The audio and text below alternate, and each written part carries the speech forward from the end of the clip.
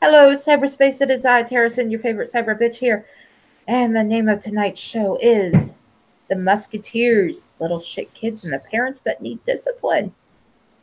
So tonight I have with me Scooby331, who happens to be going and cleaning out his mousy ears so he can hear us really, really well. And we, of course, have Queenie. Hi. And hopefully soon my baby brother will be hopping his chunky monkey ass in here. And Uh, maybe, just maybe, we'll get lucky and have a Burnside. That would be nice. and maybe I'll get lucky and we'll have, if it's okay with you, a milkman Dan in the chat or on the stream. That's okay. All right. All right. No, I'm not using the bathroom. I'm pouring some sweet tea. That's what you say. No, I'm standing here right at the fridge. You'll hear the fridge shut. No, I drank all my sodas, all 24 of them that I bought like 3 days ago, 2 or 3 days ago. So I'm out of soda. You're out of soda. Yeah, so it's sweet tea it is, which my mom don't make it sweet enough. Uh, well, she says she puts 2 cups of sugar in there, but me, when I make sweet tea, it's 2.5 cups, maybe three, depends. But mainly it's 2.5 cups of sugar to 1 gallon. So, anything interesting going on your way? Oh, not too much. It was cold here for me, so I slept most of the damn day. It's cold here, girl. Last time I checked the temperature, it was 26 degrees, which, if y'all use Celsius, that's negative 3.3 degrees Celsius. So, just a little cold, that's all. Uh, yeah, nothing really happened here, except for when I checked the news today. Uh, a former Hickory police officer was indicted and found guilty of excessive force. And I watched the video, and yeah, that's that's excessive. Like, come on. Let me find the news article. So let me. And it's quite a bit. So, I'm back, um, bitches. hey, Kel. Hey. So today, so uh, he was found guilty for excessive force. It says Hickory, North Carolina. Channel 9 has obtained surveillance video of excessive force by police. The key evidence to a former Hickory police sergeant being found guilty of using unreasonable force. The video from 2013 shows Robert George's police cruiser pulling in with Chelsea Doolittle handcuffed in the back seat. About 15 seconds later, viewers can see George rip Doolittle out of the vehicle and slam her to the ground. Then it says Doolittle said George didn't like the way she parked her car in the parking lot of Union Square in downtown Hickory, which, guys, I know where this is. Hickory's not far from me, and I've been up there, many times. Then he says, Sure you have. well, I mean, there's a Chinese place up there. It's really good, Hong Kong Cafe and so forth.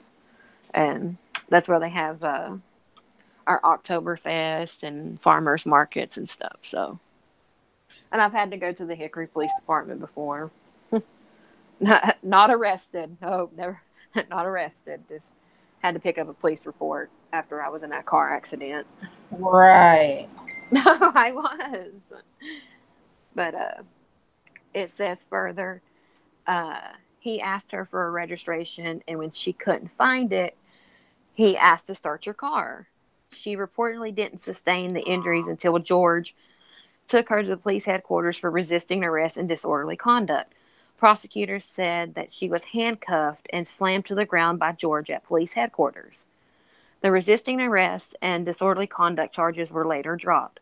Robert's attorney told the jury that Doolittle's legs were limp after George had lifted her out of his patrol car after repeatedly asking her to get out. And there's video. Like, you can see he's telling her to get out. But if Oh, anybody she went that's... airborne. Huh? I saw the video. She went airborne. Yeah. And, and anybody that's ever been in the back of a police car and handcuffed, like, those... trying to get out of those cars with your hands cuffed behind your back. Yeah. It's a little hard. No matter what size you are, skinny, fat, whatever, like, it's hard to get out. And so it says, after repeatedly asking her to get out, and in the video you can see he's telling her to get out, and then when she didn't get out fast enough, or he just jerks her out of the car. Like, man, he just tosses her across the parking lot. Like, it's crazy. Then it says Robert's supervisor testified the video taken by a camera outside the police department showed George throwing her to the ground. Moments later, George reportedly placed a spit mask over her head as she sat injured in a holding cell. That supervisor said paperwork filled out by George did not accurately describe what happened. His attorney told the jury that Doolittle was belligerent, cursed at George, and smelled of alcohol during her arrest. Prosecutors said George described Doolittle's injuries as a bloody nose, which is something they said he has also told Doolittle's father, who at one time was also a Hickory police officer. Her father, Brian Doolittle, testified Tuesday. To me, he went overboard, Brian Doolittle told Channel 9 outside the courtroom. I mean, he went way overboard. I don't know from what my understanding that he would have to throw, hit, or whatever he did. A former officer testified Wednesday that the force George used during the arrest was both unreasonable and unnecessary. On Thursday, a jury found George guilty of unreasonable force, but not guilty of falsifying records after deliberating for 3 hours. And then it says, prosecutors said sentencing may not happen for at least several months. George was fired after the incident, and he is also facing a civil suit. Like, I'm looking... Go ahead. You're fired. But I'm looking at the picture of her face. Like, fuck. She got fucked up.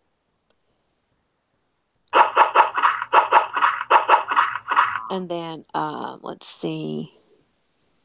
Also, let me go back here. Hold on a second.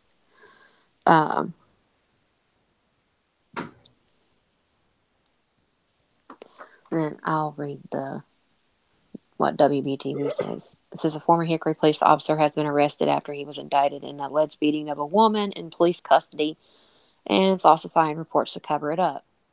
According to Hickory Police, former Sergeant Robert George, 45, was arrested Monday by Hickory Police and agents from the FBI. Yes, he was federally indicted, and he was found guilty because this didn't happen in superior court. This was in federal court. The arrest follows an indictment by a federal grand jury on charges of using excessive force against a female arrestee and obstructing justice. The alleged incident happened on November 11th, 2013. Yeah. And it says sources told WBTV in 2014 that the incident happened as George was attempting to take a woman into custody for disruptive behavior and resisting arrest. George said the woman fell to the pavement and was injured. Yeah, she fell all right. He threw her. Like, I mean, like, yeah, we don't know what happened during the stop, that, you know, whatever reason he pulled her over. But like, and you know, she could have been resisting arrest, whatever, you know, being disruptive. You know, you never know, because they don't have body cameras here on them. No, but they have dash cams that are supposed to be on at all times. Right. Supposed to be. Yeah. It says that George said the woman fell to the pavement and was injured. The woman claimed George assaulted her. The bill of the indictment released Monday states George slammed the woman face first to the ground while her hands were cuffed behind her back. The document states that George then falsified a report stating the woman fell to the ground. A mugshot of the woman released that night showed several facial injuries, though authorities could not comment on when those injuries occurred. In 2014, an internal investigation was conducted. According to the Hickory Police Department, and officials determined that the departmental policies had been violated and George was terminated. Monday, District Attorney David Lerner said George was indicted on state-level felony charges in 2014, but the charges were never tried because every time the state calendared the case for trial, Mr. George's lawyer, Lisa Dubbs, requested continuances that various judges allowed, even though the state was prepared and ready to try the case. Prosecutors worked with federal prosecutors to have the cases addressed at a federal level. District Attorney Lerner says if George is convicted, he faces substantially more punishment in the federal court system than he would had he been convicted in state court. And that's everything.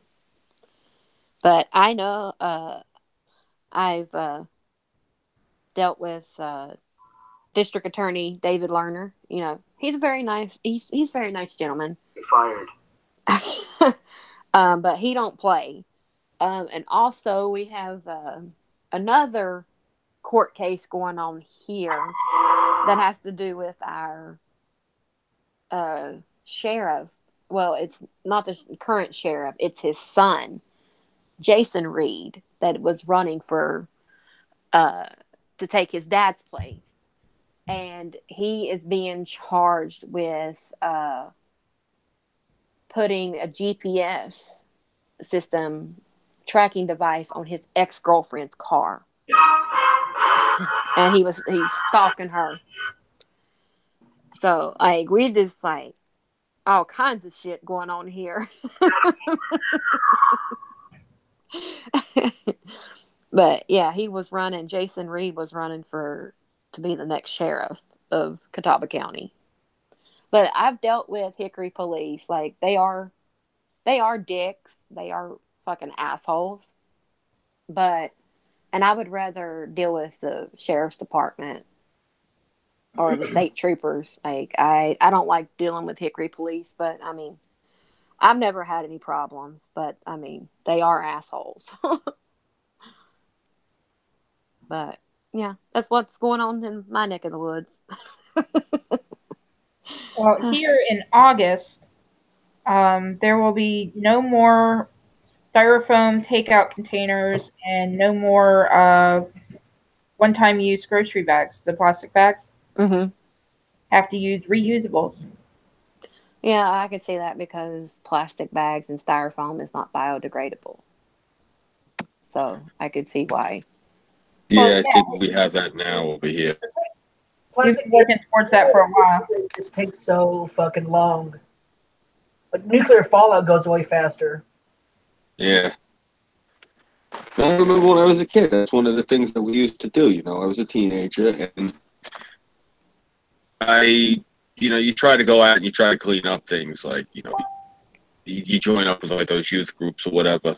And didn't really go over too well. It was just it was when we were going to clean up, it was just a little bit too bad. It wasn't safe. So the kids we weren't allowed to clean too much. Is my point. But I remember when I was a kid, they got rid of them. I think they got rid of them when I was in high school. The styrofoam containers that they used to keep Big Macs in, and I remember those from when I was a kid. You get this big ass styrofoam container that the burger was in, and they got rid of those.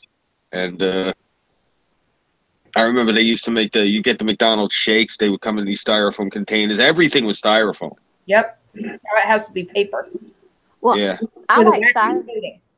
Well, I like styrofoam because, especially if you go and you have a drink, like styrofoam keeps it from the ice from melting like quickly Yeah. as versus a paper cup. Like I like styrofoam cups. Well, right now I have a styrofoam Polar Pop cup sitting on the table. I'm actually gonna hit the fridge now because I'm thirsty. Be right back. Yeah. Yeah, here it is. The story says ex-girlfriend of Jason Reed preparing lawsuit against county over GPS tracking device. In Newton, which is where I live, the ex-girlfriend of former Catawba County Sheriff's Office Captain Jason Reed is preparing to file a lawsuit against the county and Sheriff's Office, her attorney told WBTV. Charlotte attorney Walter Bowers represents the woman who spoke exclusively with WBTV in April before the criminal investigation into Jason Reed was publicly known. At the time, the woman told WBTV she found a GPS tracking device under the bumper of her car after receiving text messages from Reed over the period of several months detailing her location. She said she found the device after Reed sent her a picture of her car parked at the current location. I never thought I would find a tracker on my car, so I don't know what he's capable of doing, she said in the interview. Reed was indicted in June on 2 felony charges and 3 misdemeanors stemming from the allegations he used a GPS tracking device from the sheriff's office to keep tabs on his ex-girlfriend. He has he has denied any wrongdoing and is currently out of jail on a $10,000 bond. It says Bauer sent a letter to Catawba County Manager Mick Berry and Randall Eisenhower, chairman of Catawba County Board of Commissioners, in May. A copy of the letter provided to WBTV by county staff in response to a public records request does not demand a specific amount of money to settle any potential legal claim, but does lay out a legal argument for why the woman was legally harmed by the county. Specifically, the letter claims the county could be held liable for negligent intentional infliction of emotional distress. After reviewing the evidence of the claims against you, we believe our client has been unfairly treated in violation of the law, the letter said. As stated, our goal is to amicably settle this matter in a fair and just say without the necessity of litigation. However, if we are unable to reasonably resolve this matter without litigation, we are fully prepared to move forward to the litigation phase to adequately protect the rights of our client and allow our legal system to ensure that justice is carried out in this matter. A spokeswoman for the county provided a one-page letter from the county attorney, Deborah Bechtel, that she said constituted the county's response. The letter does not include any substantive response, but Bowers told WBTV the county's position is that it is not liable for any alleged conduct by Reed outside the scope of his deputies as a deputy sheriff. They're trying to distance themselves from something he did or might have done, Bowers told WBTV on Monday. The county spokeswoman declined to provide any additional comment for this story. Plus, he's also been, since, again, District Attorney David Lerner has been DA. It says that Captain, Jason Reed, yes, he is a police officer. He is not allowed to testify on any court cases, anything that like any future court case, anything. Well, it also means that with him doing that to a civilian that was not under suspect, or that he didn't have a warrant to do such thing, anything that he did prior, any cases he was on prior, are subject to reevaluation. Yeah, well, that's what he's that because of this, what happened, they're investigating him, but also he is being investigated for, I believe, if I recall correctly, for falsifying documents, like, or exaggerating what happened and so forth. So he received a letter from the DA's office stating that he will no longer be able to file any report, be on any investigations, anything like that. Well, he shouldn't even have a job. But I have to say, after everything that he's done, he has no problem. He would have no problem getting a girlfriend. He is very sexy. And it's why was what? That pussy pardon my language, but that pussy must have been that damn good for you to be tracking your ex-girlfriend.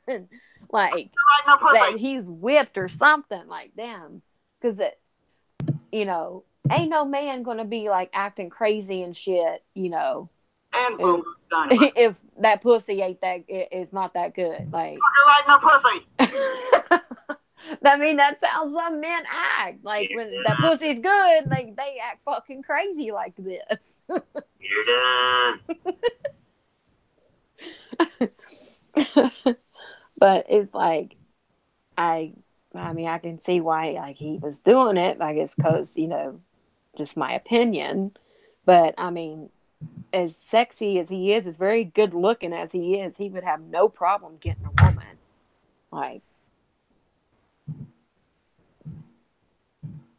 But yeah, our town's been a little busy here. Plus, we had a robbery too. Some people tried to rob the CVS, the pharmacy. They demanded drugs, and they got away, and they chased them all the way to Shelby, which is Cleveland County, which is good, which is a good ways away. But the suspect had he ran into a wooded area and took his own life from a self-inflicted gunshot wound. Damn, I don't have a gun one. I don't have the gun. But they did arrest the female that was with him. Yeah, it's the pharmacy that I use. Yeah. That's crazy. Here we go.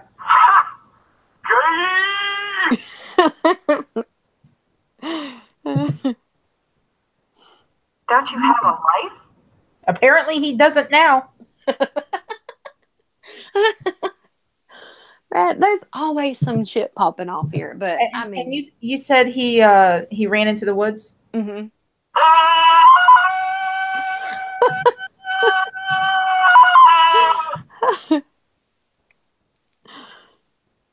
Yeah, there's crazy. There's crazy shit going on here. There's no. Let's see. Let me go back. Damn it. Hold on just a second. Nope. Nope. Let me go back to this. Catawba County.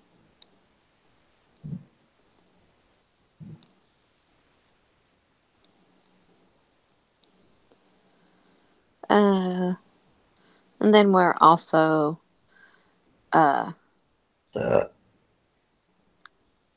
just this year, 14th case of rabies this year. So we're having an outbreak of rabies, it seems. So just this month. Yep, 14.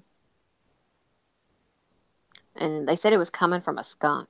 That there was a skunk that was tested I positive have for one rabies. answer for that.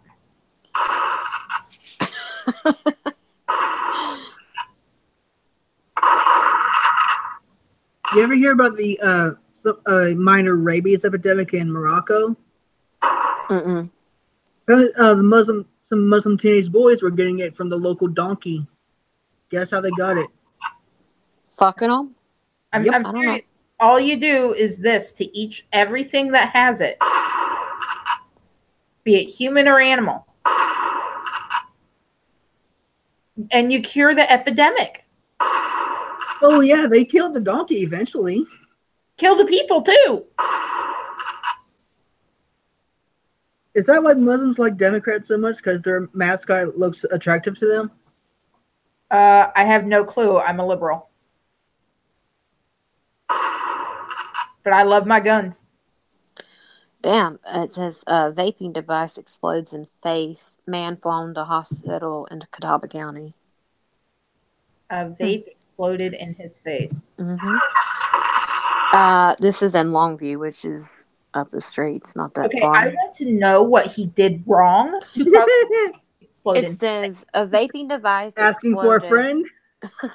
No, because evidently he either doesn't know how to use one, or he did something stupid. See, he wouldn't have had this problem if he smoked regular cigarettes. I use a vape and I don't have fucking I problem. know. But the shit that happened, it does happen to people. Like, you wouldn't have that if you wouldn't been vaping, and smoking just regular cigarettes. You wouldn't have that problem. It says a vaping device exploded, sending a man to the hospital with facial injuries in Catawba County Thursday afternoon. And you said it exploded, right? Yes, it exploded. According to the Longview Fire Department, the incident happened in the 1300 block of 28th Street Southwest in Longview. The vaping device exploded in the man's face, leaving serious facial injuries. That man was taken to Catawba Valley Medical Center, then flown to CMC, which is what is it? CMC. It's not Charlotte. No, it's not. It's CMC is It doesn't matter. Keep going. right. The man was taken to Catawba Medical Center, then flown to CMC, Maine by a medical helicopter. The man's condition is unknown at this time. There's no word on any other details about the incident. The Catawba County Fire Marshal's office is investigating the incident, and that's all it says. They don't say how it exploded or why it exploded. Obviously, he did something wrong. Because you've got to do something wrong to make a vape explode.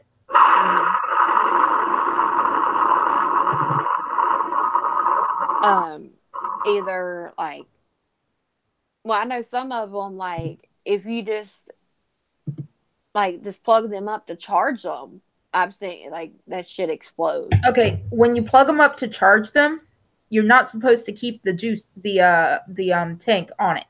Right. Okay, it says so in the instructions. Now, see, most of these people don't read the fucking instructions. Right. I had people tell me, "Oh, I know someone whose vape exploded in their pocket." Why the fuck did they have it in their pocket?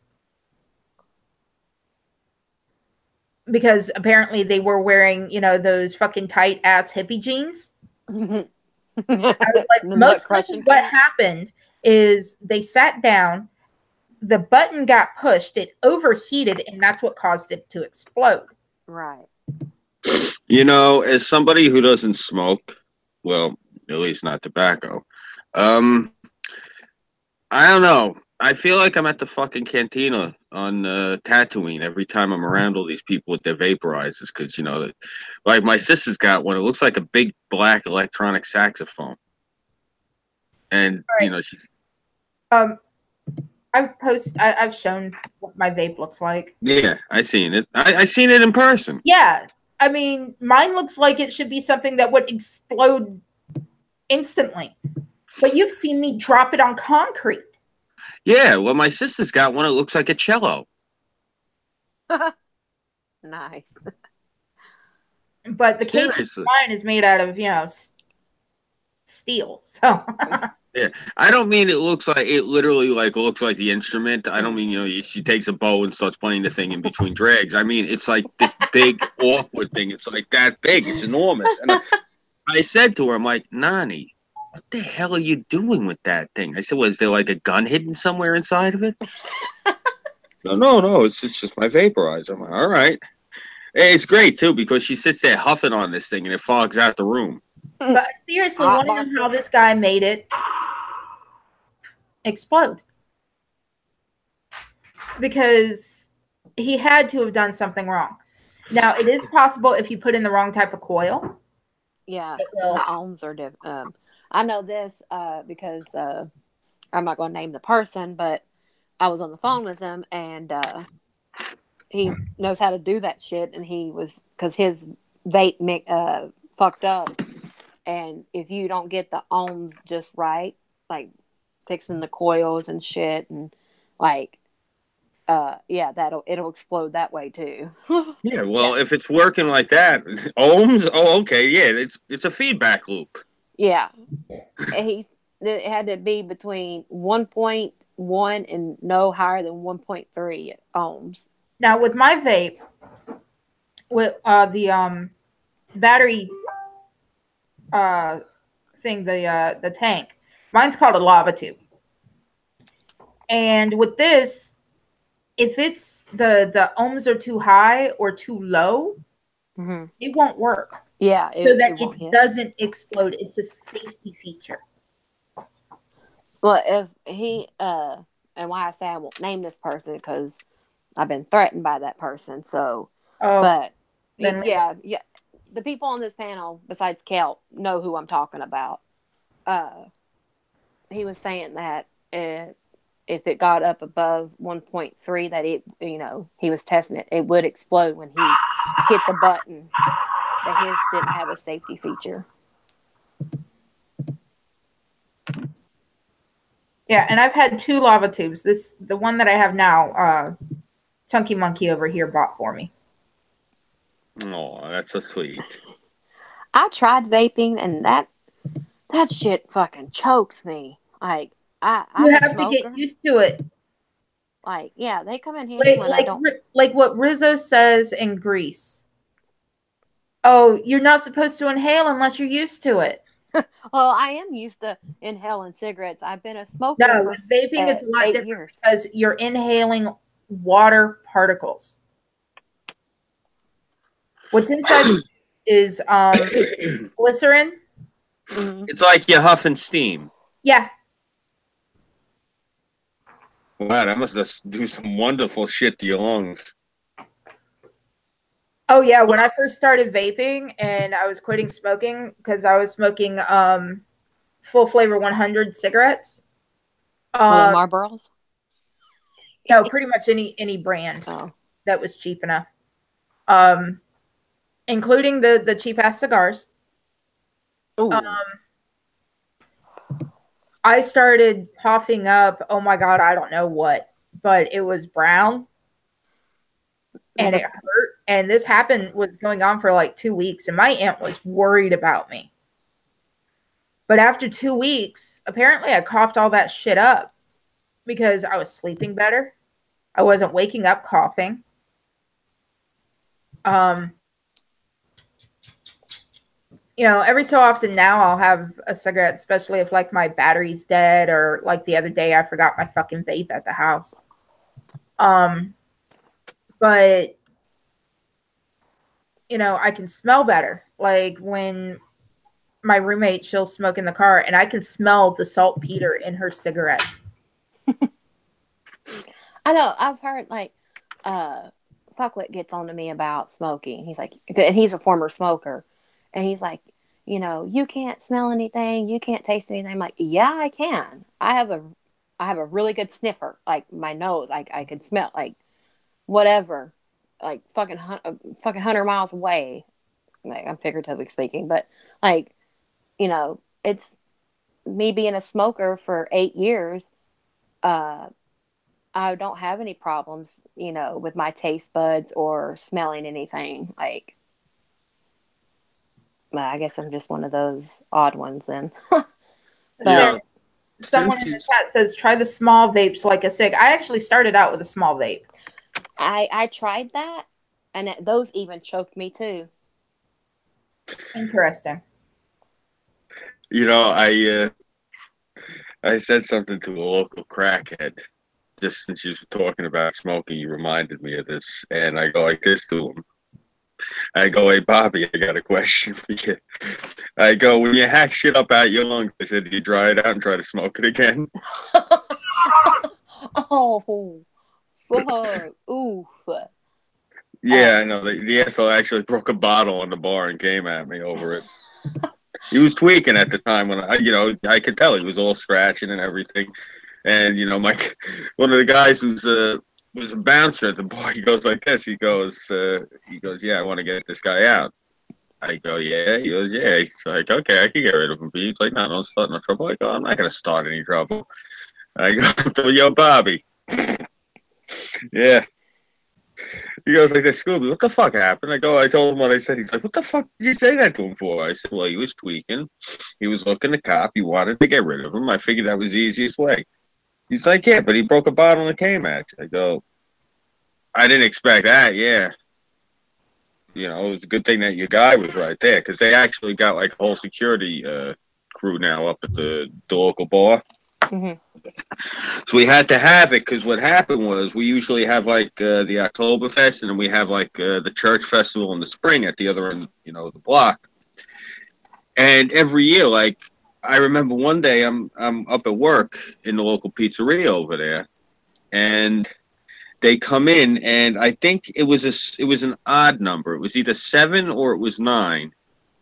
But no, I'm sorry, it was more. I think it was actually up to like 12. 12 people got stabbed in the parking lot. It was a huge knife fight. Damn, they don't have a damn stabbing soundbite. I have. When I say 12, what happened was they all had knives on them, and then they all I guess 3 or 4 people just like stabbed 3 or 4 guys apiece. Like a group of guys came up, a bunch of kids, and they got surrounded by a bunch of, I guess, local kids, and the local kids all got stabbed. And this was just common shit. When I say stabbed, everyone's probably sitting there thinking to themselves, oh my God. More likely than not, I'm guessing they probably had switchblades, butterflies. The fuck is the name of that other one? Like probably like in a stiletto. They probably had those. Maybe somebody had a survival knife. The thing is, more likely than not, they even had box cutters, or straight razors. I really doubt they were carrying anything as sophisticated as like a Bowie knife or a survival knife. And I'm sure when I say stab, there's a couple of the younger listeners that are probably picturing, like guys whipping out swords and shit. Yeah, my neighborhood's cool. It ain't that cool. I don't live in Florida. Well, on the talking about coughing stuff up, I was still living out in California, and I've been a smoker for going on 8 years, and I ended up getting double pneumonia and bronchitis, and I couldn't talk for 3 months. I had to write everything down. Quit smoking. I'll be back. Well, I couldn't smoke, so for 3 months I couldn't smoke. After I got out of the hospital and I was better, everything cleared up. I got my voice back. What'd I do? I started back smoking. Yeah. And they're like, well, you quit for 3 months. No. Smoking keeps me from beating people's asses. And yeah. It keeps me calm, and like I'll quit when I'm ready to quit. And I enjoy smoking. So Oh no, believe me, I know. When I was younger, I used to smoke cigars. And this is back when I used to roll dice. And, you know, I used to play CeeLo a lot. I don't know if you guys remember, if you're familiar with that. You play it with 3 dice. Mm-hmm. Yeah. I used to play CeeLo. That's actually how I supplemented my income was rolling dice. And I was notorious for smoking cigars and wearing a full leather trench coat and a leather cabbie cap, kind of like it was a leather Kangol was what it was, and I used to rock this whole outfit plus the 5-finger gloves, and I used to wear either if I was getting dressed up to go somewhere, I'd wear the 3-piece suit, but usually I'd wear like the black Tims with the uh, black Echo sweatshirt and the hoodie with the I used to wear all black, and it was usually I'd wear either the Nordica or the Hilfiger jeans, depending. You see what else? Who else was good? Perry Ellis. They were really big at the time. My God, I can't believe I'm trying to think of all the different designer names that we used to rock back in the day. 'Cause what you would do is you go to like the Roosevelt Field Mall and you'd see what they had in Macy's and you'd see what they had in like J.C. Penney's, and then you turn around and go to Jamaica Avenue and you buy the knockoff shit that was made up in Chinatown. And you actually want to do it like that because not only are you helping local establishments in Jamaica, but you actually helping the local establishments in Chinatown because all the shit you were buying in Macy's is getting made in India and Pakistan, and all the shit on Jamaica Avenue is getting made up over on Fulton Street. So you're actually helping out the local economy by buying the knockoff shit. And to be completely fair, some of the knockoff shit's even better than the shit you can get in the stores.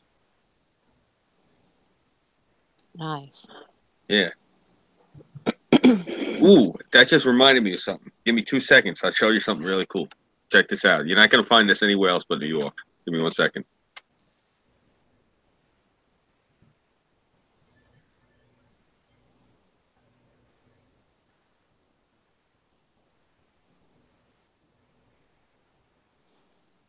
But yeah, like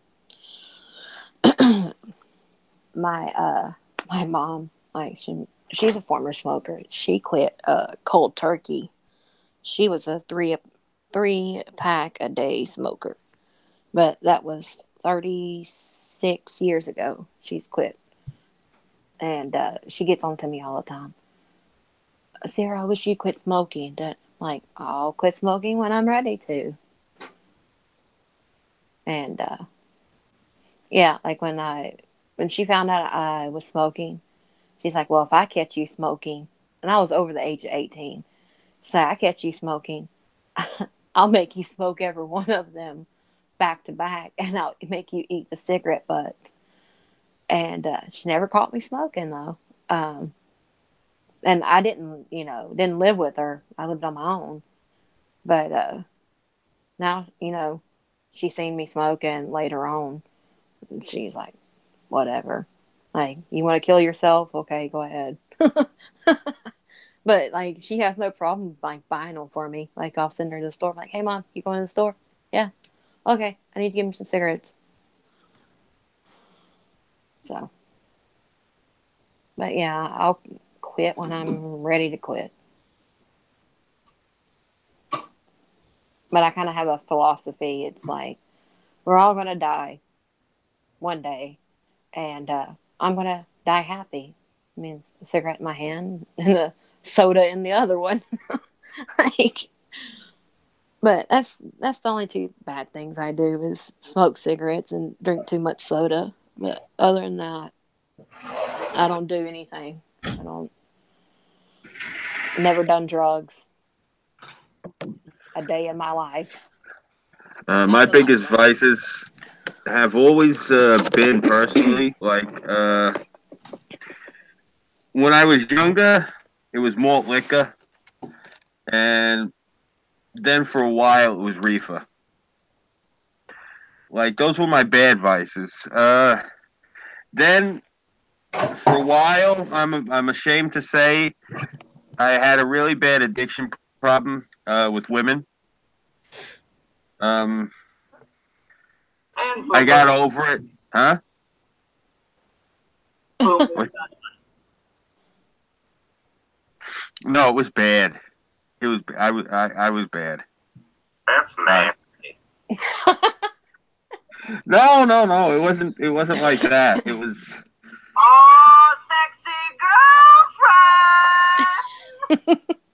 Well, Scooby, I've seen you without your mask on. I can vouch. You're a very sexy, very good-looking man. And yeah, I can see why the ladies would throw themselves at you. Thank you. I appreciate that. You're very welcome. No, what it was though. I always wanted to think it was because I had the gift of gab. I guess it was looks too, but I always thought it was just because I could be charming.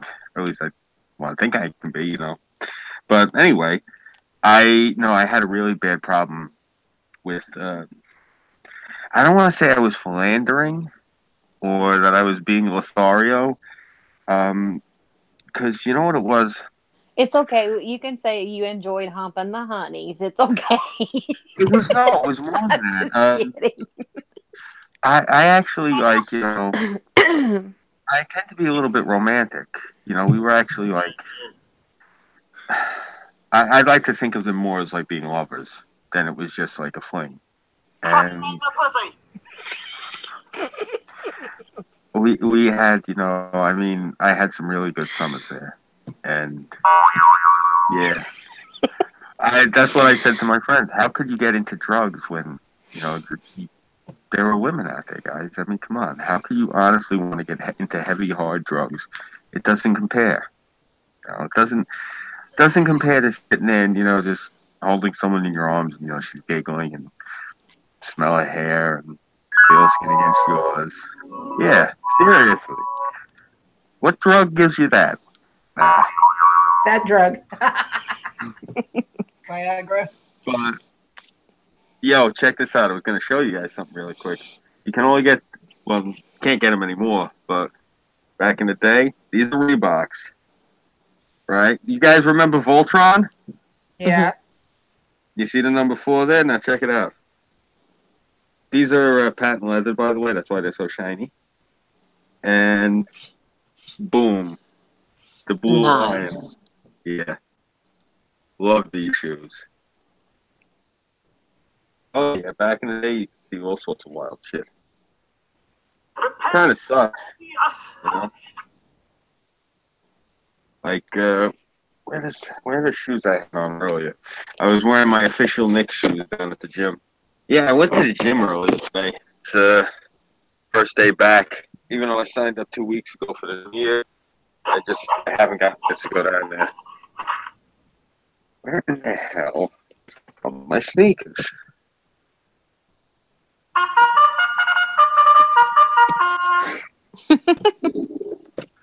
I don't know why. Patches, help Daddy find his sneakers. Alright, what was with the racing? Maybe Patches knows where your sneakers are. That's the issue. He knows where they are. He knows exactly where they are. Yeah, you see? Here you come, you bastard. Where are they? Patches, where's Daddy's sneakers? Oh, hello, Butch. Hi. Yes, hi. Hello, Butch. If you're Scooby, does that make Patches scrappy? No, it makes Patches. Oh, hello, Patches. Yes, hello, Patches. Hello, Patches. Oh, Daddy's going this way.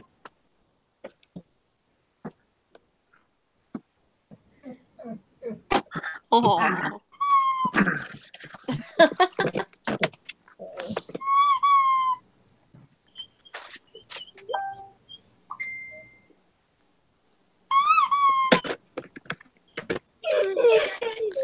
Oh.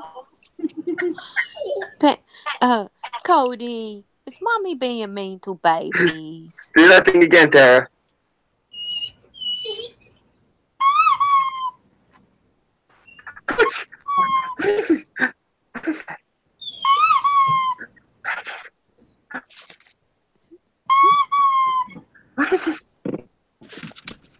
Where is it, Cody? Where is it?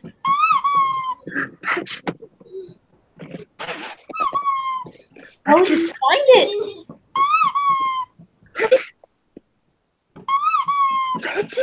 Find it. Quit scratching your leg and find it. Did you run away? That's too funny.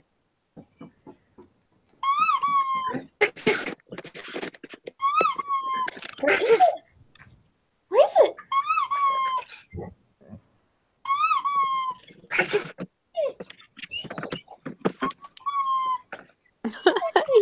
Y'all are so mean. Tara. Are you showing Patches trying to find it? Yeah.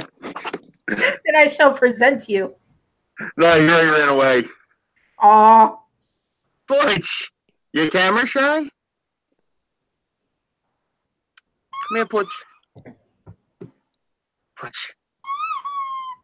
Butch. Where is it? Where is it? Patches. Patches.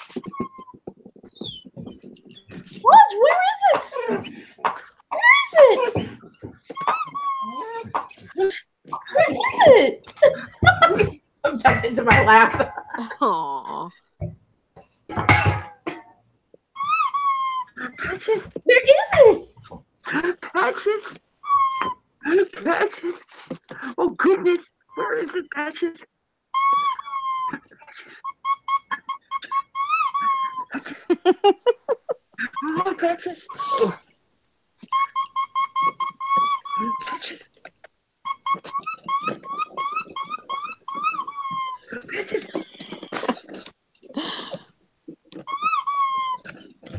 Push. He keeps pushing the can of green beans.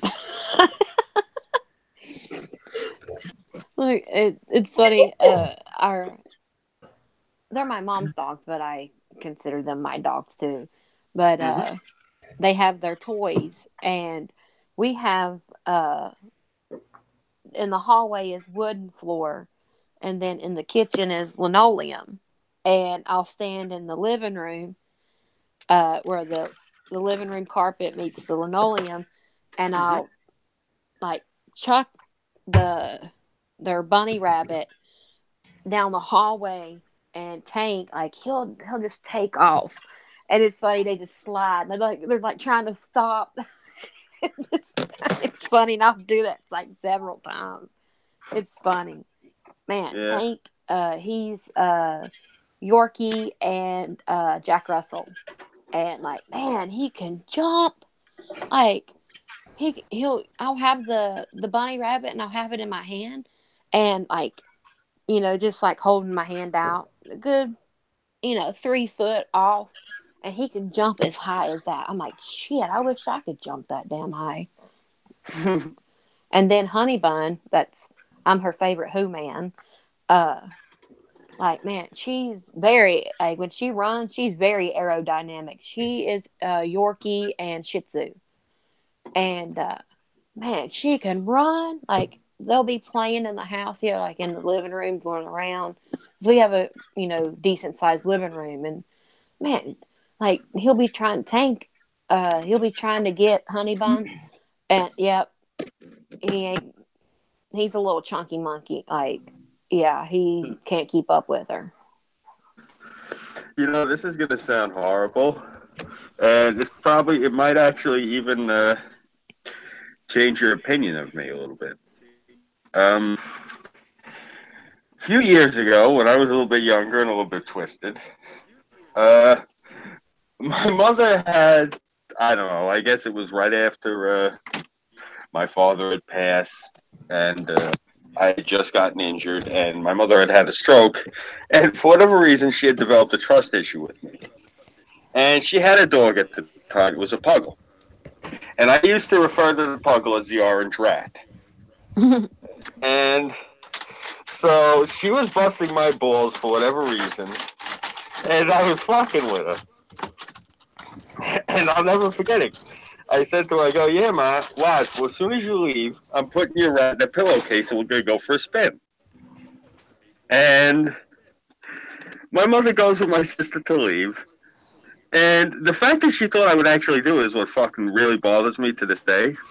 But I took a teddy bear, a big one, and I put it in a pillowcase. And I'm standing in front of the window, and I'm cranking this motherfucker, and it is spinning. And she comes in the house screaming at the top of her lungs, "No! My dog! What are you doing? You're going to kill my dog!" Like, she actually thought I put the dog in the pillowcase. Oh, God. Scooby, you're a dick. Yeah, I am. I told you the shit that I used to do to fuck with people. Yeah, I know. I think the best. Oh God, let me think. What is? I'm still the most proud of starting that near riot when I was a kid. Both were at the ticket place. Look, it's funny in the chat here. There's two, Tara, and one of your avatars is muted. It's funny. I just thought I'd point that out. Yeah, it's Double Mint Terra right now. I am being a ghetto Uber driver. Oh, okay. Oh, Yeah, that's yeah. right. So one profile is the host, which is muted, and then she is actually in the car on the other one. Okay. Yeah. I thought maybe something like messed up or something, your computer. So, but yeah, that's right. I know where you're going. So,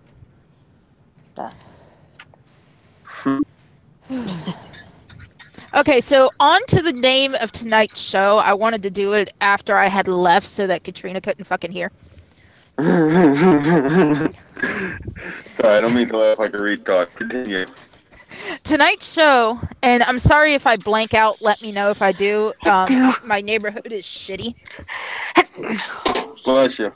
Thank Hey, you. Sarah, why don't you read off the name of tonight's show?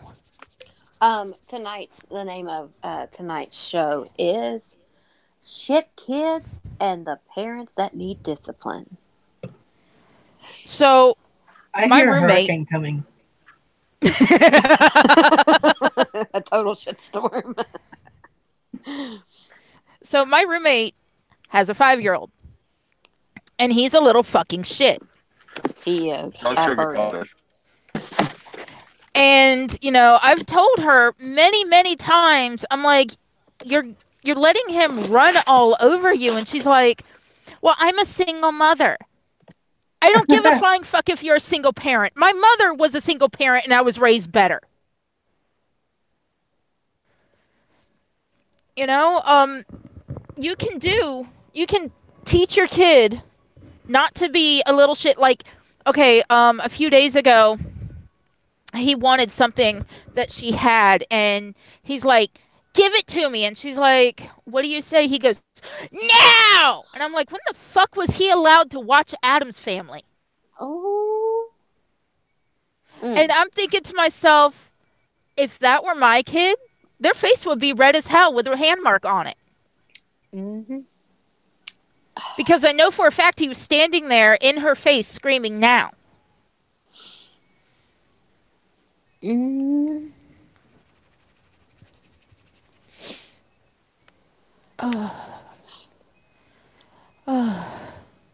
So, yeah, shit kids, shit parents. You know, the parents also need discipline.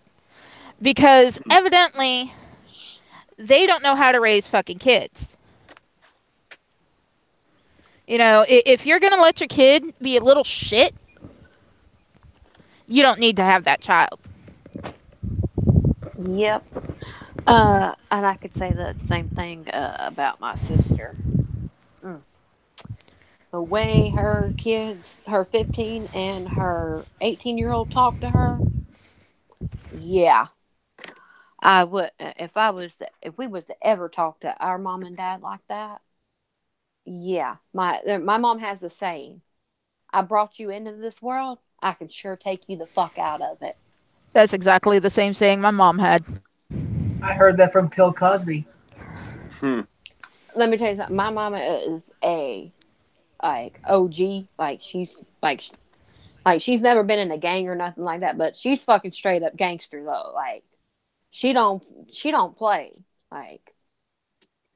And she's also the light bulb fairy and the door fairy. when I was growing up, she, didn't turn off the lights or anything. Or You after lost I your was light done. bulb privilege. Yep. And You I'm like, you Mom, slammed the door. You lost your door. oh no, I wouldn't, like shut the door after, the door to my room after I was done or when I was leaving. She took my door off the hinges, and I went and I was like, Mom, I don't have a door or a light bulb. I don't give a fuck. You're gonna Use a learn. flashlight. She's like, you're gonna learn. And then I learned real quick.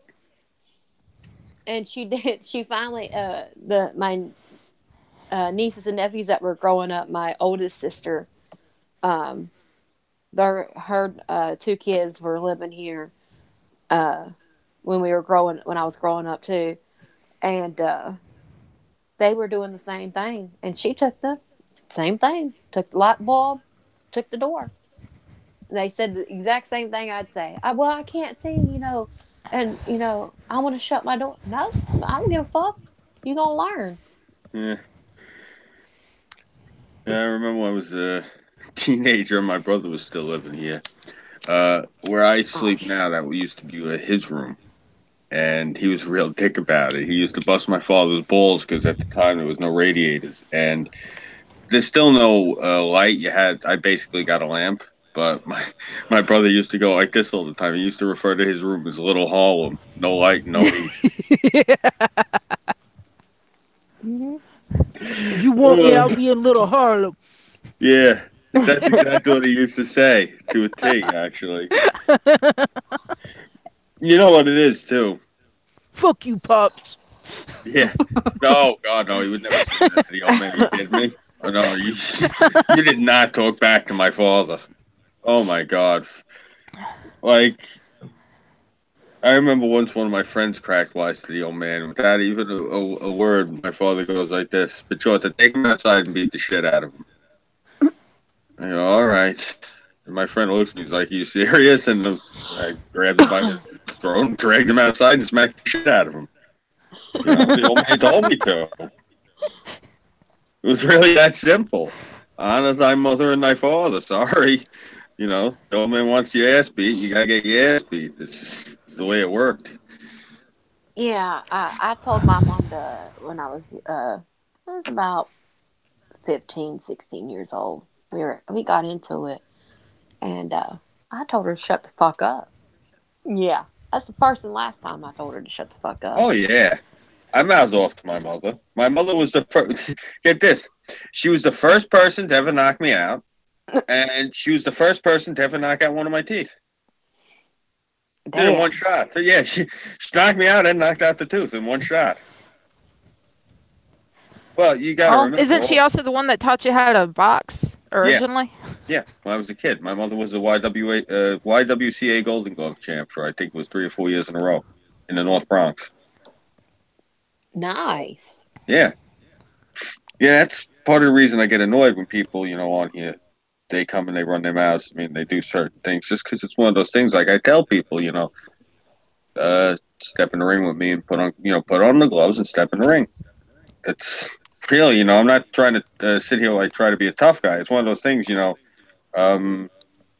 saying I'm gonna win. But you Saying can do some damage. it depends. If I'm in there with somebody who's really good and is in a lot better shape than me, I'm probably not going to do too much damage. But if I'm in there with one of these, Yahoos. fucking moronic Simpletons. mutts, yeah, one of these people that I keep running into on here that don't know what they're doing, and they go and they hire a personal trainer, and they think, oh, I'm going to hire somebody to train me, and I'm going to train for 6 months solid. I'm going to go in the ring, and yeah, asshole. That's not how it works. Like, you can come in here thinking that, but, I've actually done this before. This guy's going to train you how to do things. He didn't teach you that if you're in, depending on how small you are, like, let's say some of these guys, are just skinny little weaklings. If I see your ribs, that's when I'm going to start hitting. That's the first thing I'm going to do. I'm going to try to break your ribs. That's just a given. I'm going to try to break your sternum. That's what I'm going to do. He can train you how to do all sorts of shit. He can train. He's, there's certain boxers, you don't see them fighting professionally because they can't have these guys in the ring because they know how to hurt their opponent a certain way, and you can't have somebody that's going in there specifically looking to hurt these guys. It's supposed to be competitive. So they're going to put somebody in there who's going to look to not try to kill the opponent. You know, don't want that actually. It's supposed to be. That's why it's actually called a gentleman's sport, pugilism. You're not supposed to go into the ring looking to hurt the other guy. That having been said, though, if you're one of these dickbags that's sitting here, threatening to do shit to me, threatening to do shit to my family, you come into the ring with me, I'm going to make it a point to hurt the fuck out you. You know, seriously, like it's one of those things. Like you're not my friend, so I'm not going to sit there and show you courtesy. You know, you sit there, you put my family's life in danger, and the only reason you're doing this now is because what, you want to get more super chats or something? Yeah, I ain't gonna Super respect berry. that. Yeah, you know, I don't know. I guess it's somebody who said it to me once. I'm a little bit too street, I guess, for the internet, and I laughed my ass off when they said I'm street. You know, I said to them, I'm like, I'm from Long Island, South Shore. Uh, yeah, it's hard here, but it's not exactly like Bushwick. It's not like I'm over on Bed-Stuy Avenue off of Wilby and Cordelia sitting there, like slinging rock. It's not exactly, there's not exactly like, shit like that going down here, but yeah, I don't know. It is what it is. I'm just saying, like a lot of people on here, they're not genuine and they're not worth the time. And that's something Well, you back gotta, to the topic at hand, yeah. which was, shit kids and the parents that need discipline. I was getting to You that. know, You made me miss my point. I was getting to a point, and you cut well, me off, get damn to it. your point. Get to your Okay. point.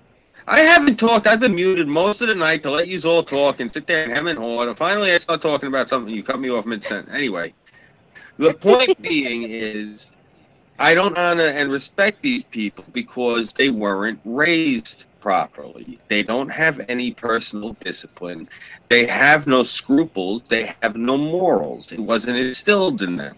It was instilled in me. And one of the things that instills that into a child is, and this is one of the things that they're trying to do away with, is things like boxing, is things like Greco-Roman and catch can wrestling.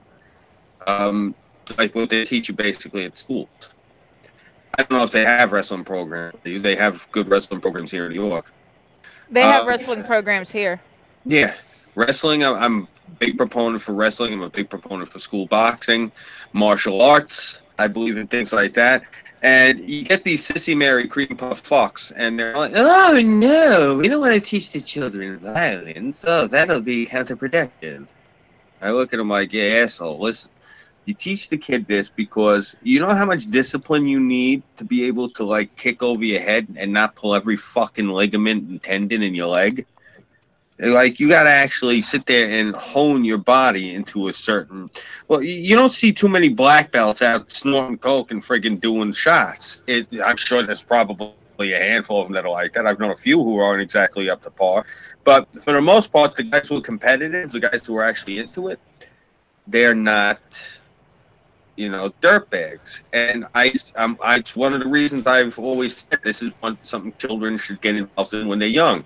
You should teach a child things like archery, riflemanship, like with a bolt action. And again, like, oh no, teaching children violence. And I said to myself, I have yet to see one of these friggin' kids going into these schools with a hunting rifle. It's always like, these ARs, and everyone's like, oh, well, they can use an AR for hunting too. Yeah, well, fine. Let's fucking apples and oranges. Point is, you teach these kids certain things and teach them to be responsible. That's the reason you get a kid a pet. You don't get a child a pet to sit there and placate them. You get them a pet so they learn personal responsibility, and that's what it all comes down to. Responsibility is not enforced. It's not even taught anymore. It's one of those things. Anything that can be responsible is either too dangerous or too messy, or it's too involved or too big a deal. Never mind helicopter parenting. These people don't even want to get off their fucking couch. Well, what's worse is that, what me growing up, we didn't. We had the after school special. We had the shows that like He-Man and She-Ra that had a moral of the story at the end. Yeah. At the after the show had shown, it was like, okay, so this episode was teaching us friendship or some shit like that. But we also had shows like Growing Pains, Full House, Perfect Strangers.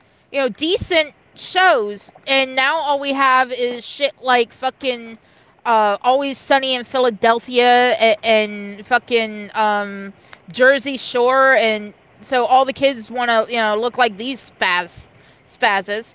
You know, you know. Personally, when I was a kid, I wanted to be like fucking Balky from Perfect Strangers. He was fucking hilarious. Mm-hmm. Cousin.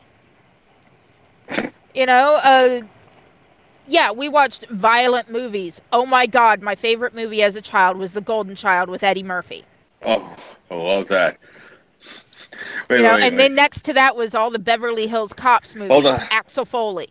Hold on. I am sorry, Lumpsy.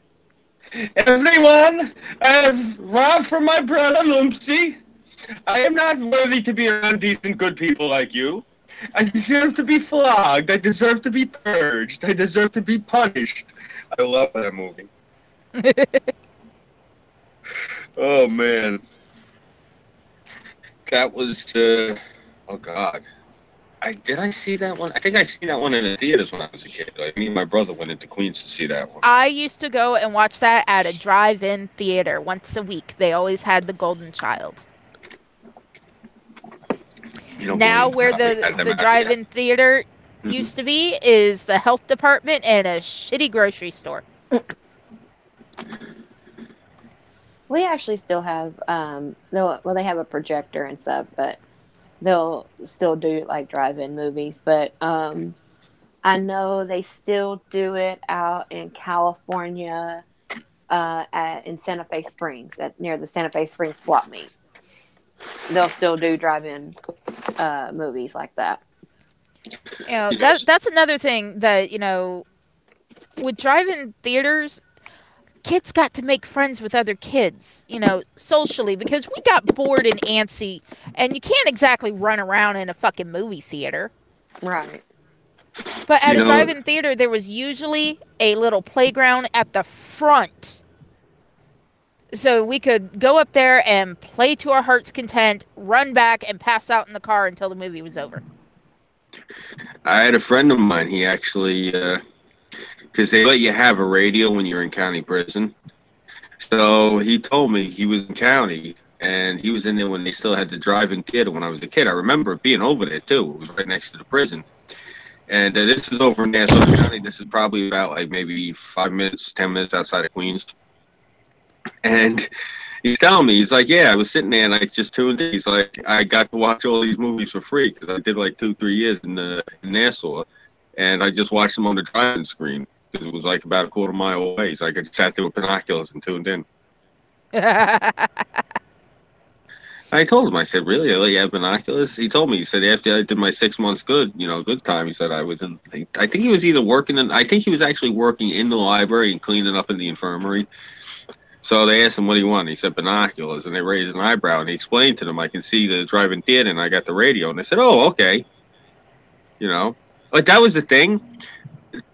These prisoners, like a lot of them, they started asking people, literally, that's what they started asking for, was hand radios and binoculars. And I'm probably, people are going to say, well, weren't you worried that they were going to turn these things into, like, a weapon and everything? You got to realize these guys are doing time, and it's county time. They're not in, like, upstate prison. You can't usually do more than 3 years county, and then they'd send you upstate. So these guys, they just wanted to do out their time, and they wanted to be good. So they would just sit there with their binoculars and their radio, and they'd watch drive-in movies. But yeah, here to do county, it's a year. But some judges are dicks, and they'll be like, you get 1 year and a day. Yeah, and you get sent to prison. Yeah. No, they don't want to do that here because our prisons are overflowing upstate. And also, they want county to be packed the fuck out so county gets more money. So one of the reasons I think you can do up to 3 years down here. I may be mistaken. You know, I myself have never done any time inside. A couple overnighters, that's about it. And mostly for like violent shit. No I've crimes. got friends that have done it, and one of them told me he's like, don't ever end up in front of a judge. He's like, I don't care if I wasn't anywhere around. If you're in trouble with the cops, tell them I did it. He goes, Mhm. I can handle jail, you can't. And I just raised an eyebrow. He's like, they're gonna give you a year and a day, Yeah, 366 days. yeah. They like doing He that. he's like, and that's gonna send you to a woman's prison, and they're gonna fuck you up. So Oh yeah, Tara, no offense. Just because they got broads in there that are bigger than me. yeah, I And know. yeah, I've I met could some of them that have come out. yeah, you probably know in your luck, you probably wanted to run into one of them big buck silverback bitches where she has like all the tattoos on her face and shit. And next thing you know, you're getting into a fight and you guys got like broom handles that you're using as like swords. Yeah, nah, I don't think you want to get into one of those sorts of situations. Like, I'll be right back, guys. hmm All right. you know, one of the things that I'm sad that they made it into the Scouts where it's going to have boys and girls because it's going to take away from the Girl Scouts. Yeah, Boy that's my whole Scouts. thing is what the fuck? Open Girl Scouts is always willing to open new chapters in new areas. hmm Always. You just have to petition.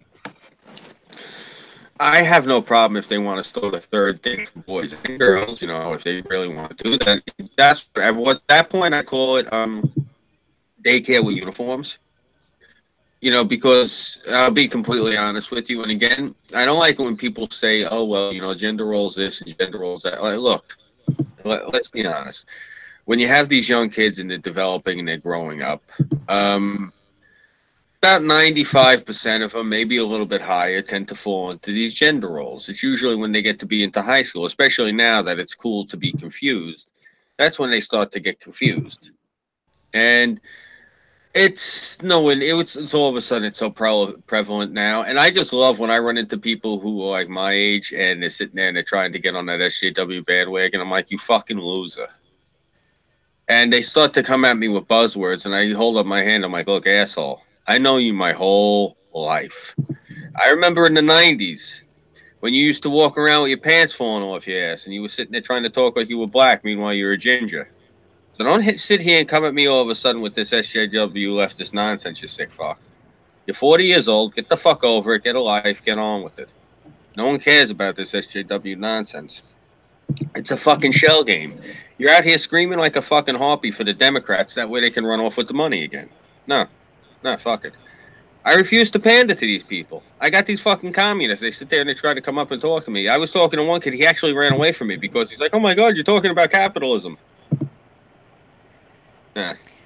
I mean, one of the things that with my roommate's kid is that for a while before we put him in karate, he was always wanting to watch Power Rangers, which at first I didn't care Mm-hmm.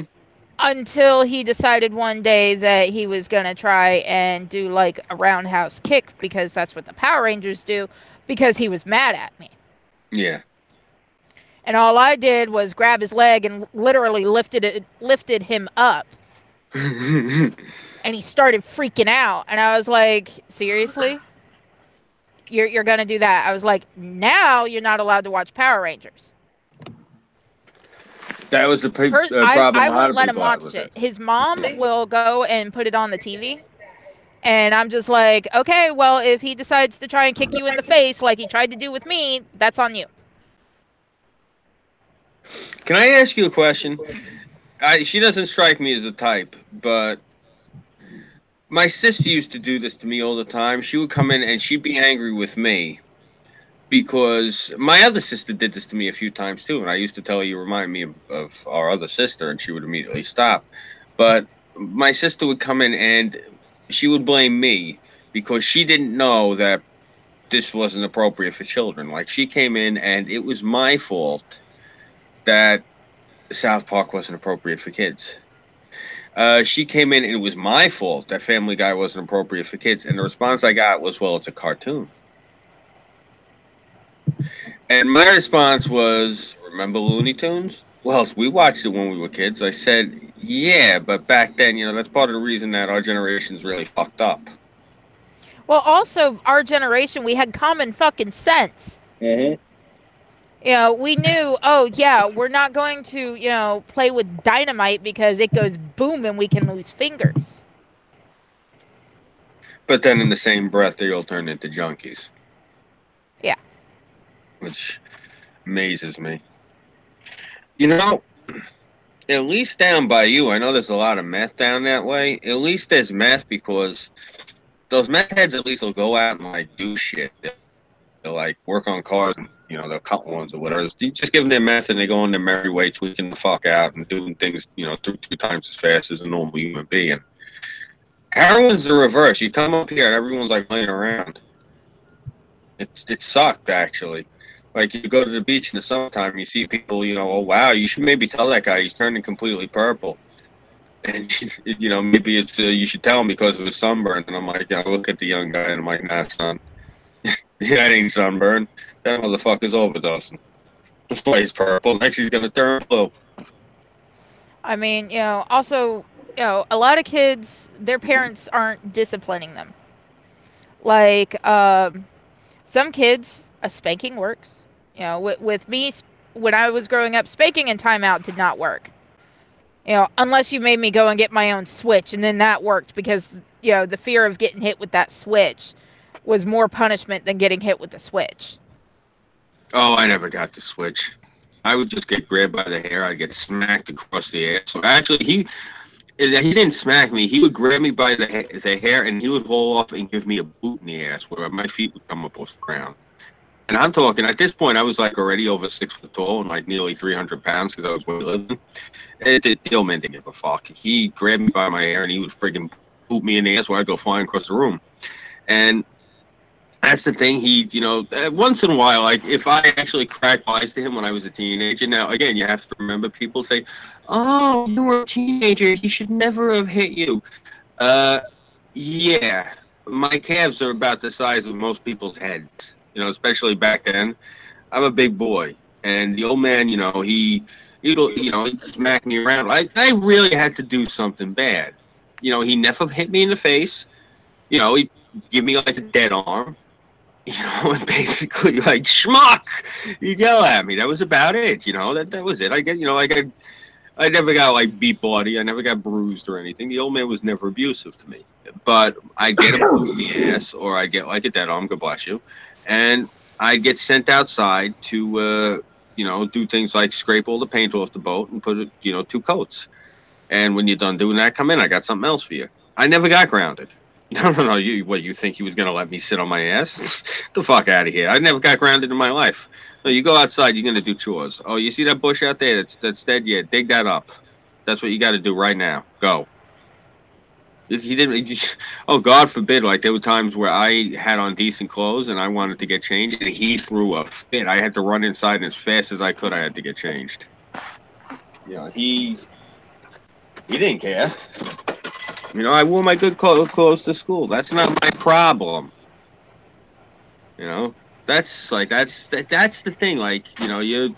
Your roommate's kid and these kids in general, they have no idea how lucky they are, how good they have it. I know, right? Mm-hmm. I've tried to explain to this kid. I'm like, you do realize, because I've stood there and watched him scream in his mom's face and then pop his mom in the face. Oh, my God. And she just sat there and took it. And this was in the beginning.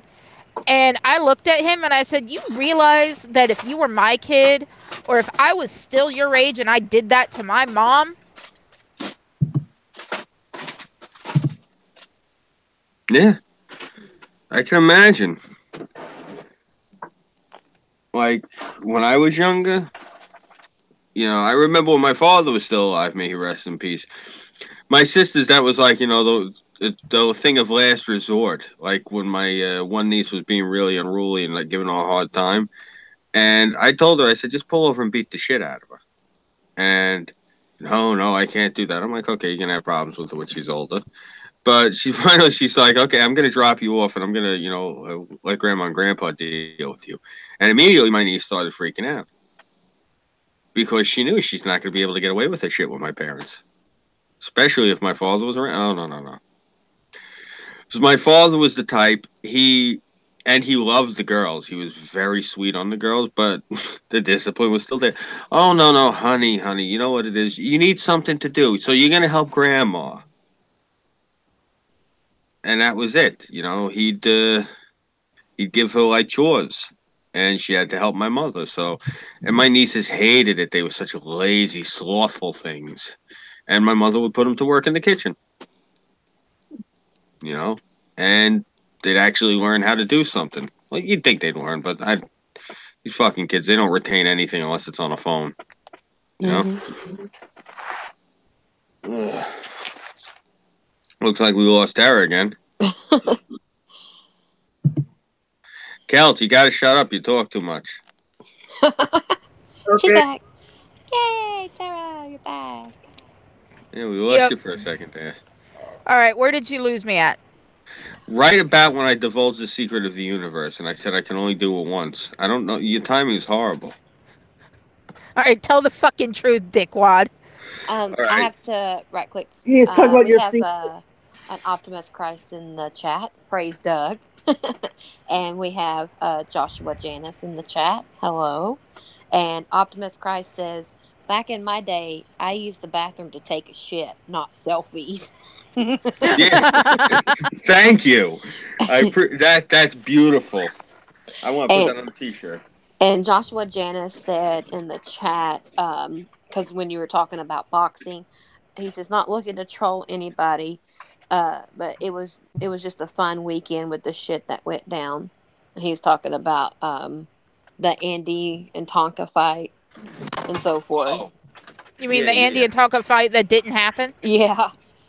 And I told him, I said it was Andy was classy and he won. Go Andy. Like, Andy kept it classy when he was, you know, like calling Tonka out, like, Tonka, where are you at? Like, where are you at, Tonka? But Tonka was actually busy trolling me. That's where he was at. but he kept, Andy Trying to, won. anyway. Yeah, I read You've that. sone that conversation. Yeah, Yeah, I've read that conversation. Yeah, I mean, fucking really, hilarious. seriously, he's gonna sit there and try to start this. Oh, fuck him. I mean, But go ahead. oh no, it's So not even. I didn't mean to derail it. I just wanted to. Oh no. What you were Acknowledge the saying? chat. Yeah, no. You got me thinking about it. It was like I was saying. It's just these fucking people. They got no lives. Seriously, like I got what 200 subscribers. This guy's what got a few thousand. You got to really take out of your busy day to sit here and I'm gonna pick a fight with you when I just got out of the fight with Andy. Like, really? Okay, well, you gonna trade up?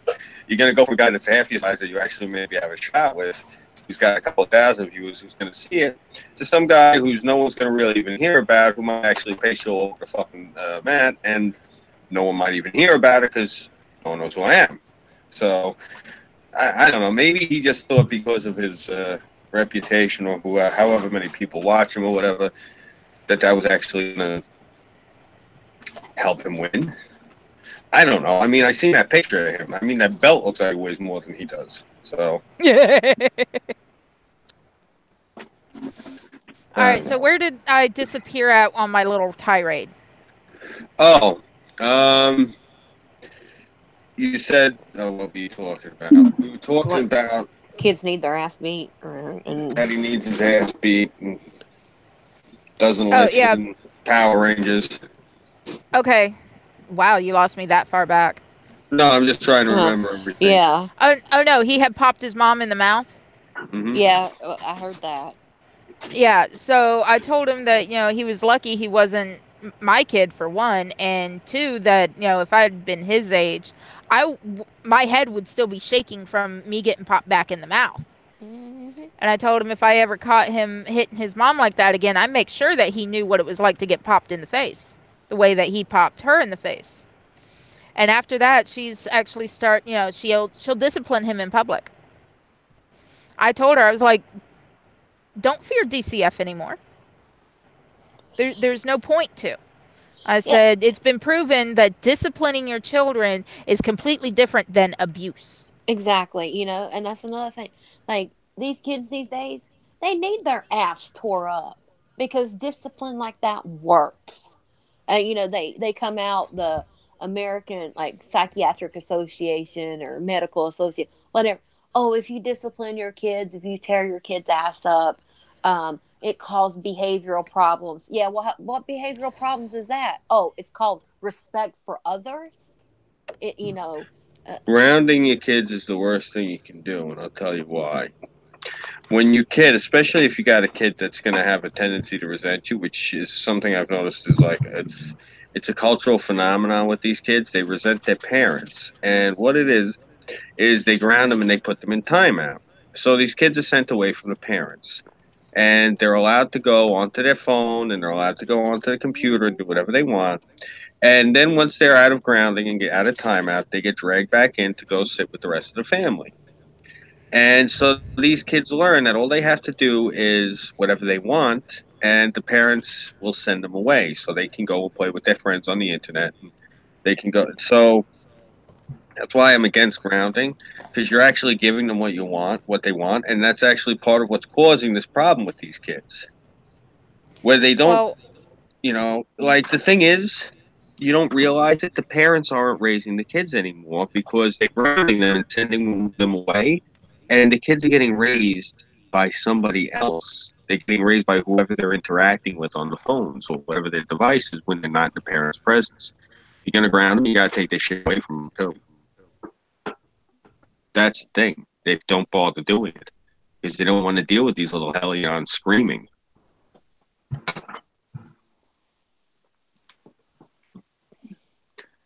I'm old fashioned as far as I'm concerned. Depending on what your kid does, like if the kid does something really evil, well, I'm not saying get your kid arrested and take him to the authorities. I mean, depends. I mean, depends on what your kid does. You might have no choice, but I'm saying, really, I'm not above if the kid's a real bastard and he gets to be a teenager at some point. If you really want to take a phone book and rub him out and knock the shit out of this kid, your own business, But me personally, I don't know. I don't believe in grounding because that's part of the reason these kids are the way they are. Because if you got a kid who's a little bastard and all you're ever doing is grounding him. So like 8 hours of let's say he's up and walking about for 16 hours out of the day, and 12 of those hours he's spent grounded or in timeout or sent away, and for like a good portion of the day he's not around anybody because he's constantly in trouble, and he's allowed to like play with he or she is allowed to play with their phone or anything. Yeah, that's not good. That's the reason these kids are the way they are. It's the reason that they do shit and then they're shocked when there's repercussions. You know how many of these little SJWs you see them? They go up and they start with these vets and everything at these protests, and then when the vets push back, these kids look shocked. Like they didn't expect these people to actually stand up for themselves. oh well, it's like okay, that brings up a good point and a story. Y'all did hear about that 52-year-old man knocking out that 12-year-old here in Asheville at the mall. Did y'all hear about no. that? No, what Oh, happened? it is. Oh, let me tell you, it's fucking hilarious. So, it was AP had showed it on his stream, but it was this 52-year-old man. It shows him walking out. He's already outside the mall in Asheville here in North Carolina, and there's a bunch of these 11, 12, teenagers out there, and they were harassing him and his family, and they start pushing him around and throwing shit at him and everything. Well, it shows the one of the 12-year-olds, like trying to go, going at him, and he pushes her back, and like he pushes her back like really far, and then she comes like charging back at him, and he just left hooks her. I'm talking about on the video. I'm going to see if I can find it really quickly and put it in the chat. But he left hooks her, and you can just hear it, just bam, this fucking skin to skin contact knocks her completely out. And then all the kids start running in back into the mall going, oh yeah, oh, like fucking yelling and shit. Like, nah, you're fucking with a grown ass man. You're harassing him. You know, spitting at him, throwing shit at him, pushing him around, and you expect him not to do anything? Like, that's what is wrong with this fucking kids today. Like, where the fuck are their parents? Like, you Yeah. know, you need to Or keep they your do ass this shit to their parents. right. It's like, no, you need to keep your ass at home. You need to be your head in a fucking book. You need to be doing your homework, not out fucking whoring the town or whatever you do, getting fucking spray painting, fucking breaking into shit, fucking causing, you know, disorderly conduct, whatever the fuck kids do these days. Like, yeah. And then they charge the man for assault, like, you know, on a child, on a minor. And it's like, nah, that fuck, the video is, you know, evidence is there. You see, they are fucking doing shit to him, instigating it, and he doesn't have a right to defend himself. Like, nah, that fucking little bitch deserved to get knocked out. And if that was me, I would have done the same thing because these hands are rated E for everybody. Like, I'll slap a kid or I'll fucking knock them out. Like, nah, you come at me, you're fucking 12, 13, 14, whatever, and you want to act like an adult, well, I'm going to treat you like an adult and you'll get knocked the fuck out. I would have done the I exact tried to same pull thing. that shit with my stepdad, and he was like, "Oh, you want to act like you're fucking grown?" I was like, "I am fucking grown, mind you. I'm 16." And he's like, "All right." And he's like, "Fine, go get a fucking job and start paying a third of the bills." And so I went looking for a fucking job because I had left high school because I hated high school. It was fucking hell for me, and I learned better on my own anyway. So I went out looking for a job, and then my dad and I got into another fight. And he's like, "Oh, you ain't found a job yet, blah, blah, blah." And I was like, "I've been out every day fucking looking, shut your damn trap." And he's like, "Oh, you think you're big that you're going to talk back to me?" I was like, "Well, you told me to act like an adult and go look for a fucking job, so that's what I've been doing." And, my mom's literally stepping out of this. And my dad decided he was going to hit me. So I punched him in the mouth, which is what he taught me to do. And then he took my ass to the ground. Yes, ex-Navy fucked me up. And so I was like, all right, fine. I'm done. I concede. What the fuck ever. And that's when my mom stepped in because, my dad was severely pissed. And she's like, all right, you don't have to find a job. She looks at him and goes, you just took her down because she got a good shot in.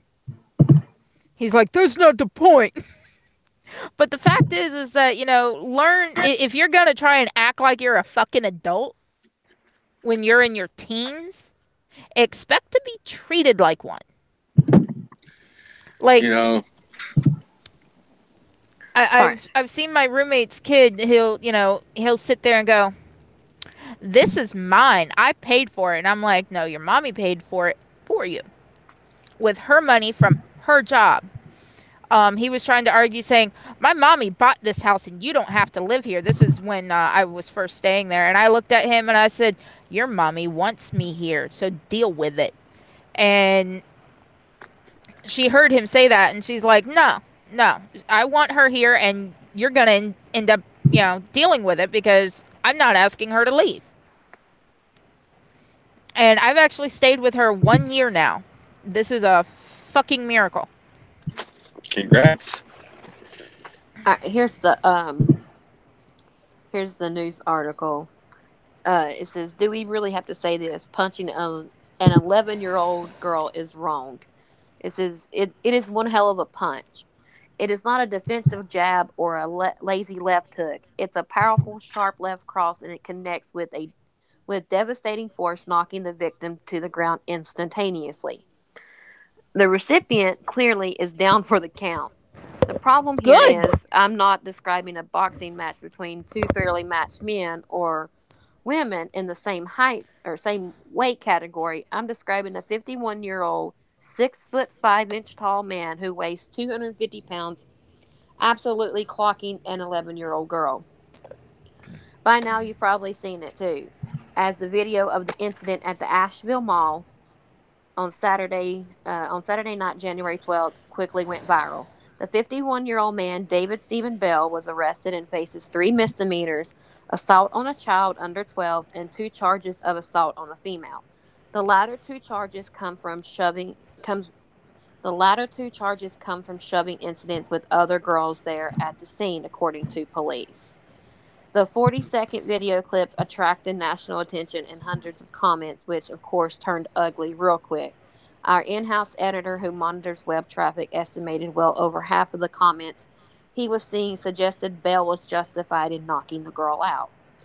Bell's attorney, Andy Banzoff, issued a statement saying Bell, who was at the mall with his family, was leaving a bookstore when he observed a large pack of youths harassing a woman. Banzoff uses the word pack 5 times in describing the group. Allow me to pause here to issue another statement explaining the obvious. The word pack should not be used in describing a group of humans, regardless of race or age, as it infers animal If they're characteristics. acting like fucking animals, Yeah. they are a pack. Exactly. Exactly. I totally agree. It says, as it's the plural for a group of dogs or wolves or hyenas. Well, if it's a bunch of girls, Oh, it was girls, it was boy, it was different, okay, they're both they're genders. fucking teenage animals. It's a fucking pack. It And said, if it's a bunch of girls that are harassing him, they're fucking bitches, and therefore a pack. and Well, it, just how I would like to actually use this opportunity to coin a term here. Since like if it's dogs or wolves, it would be a pack. If it was cows, it would be a herd. If it was crows, it would be a murder. Since these are sluts, we'll call it a skank.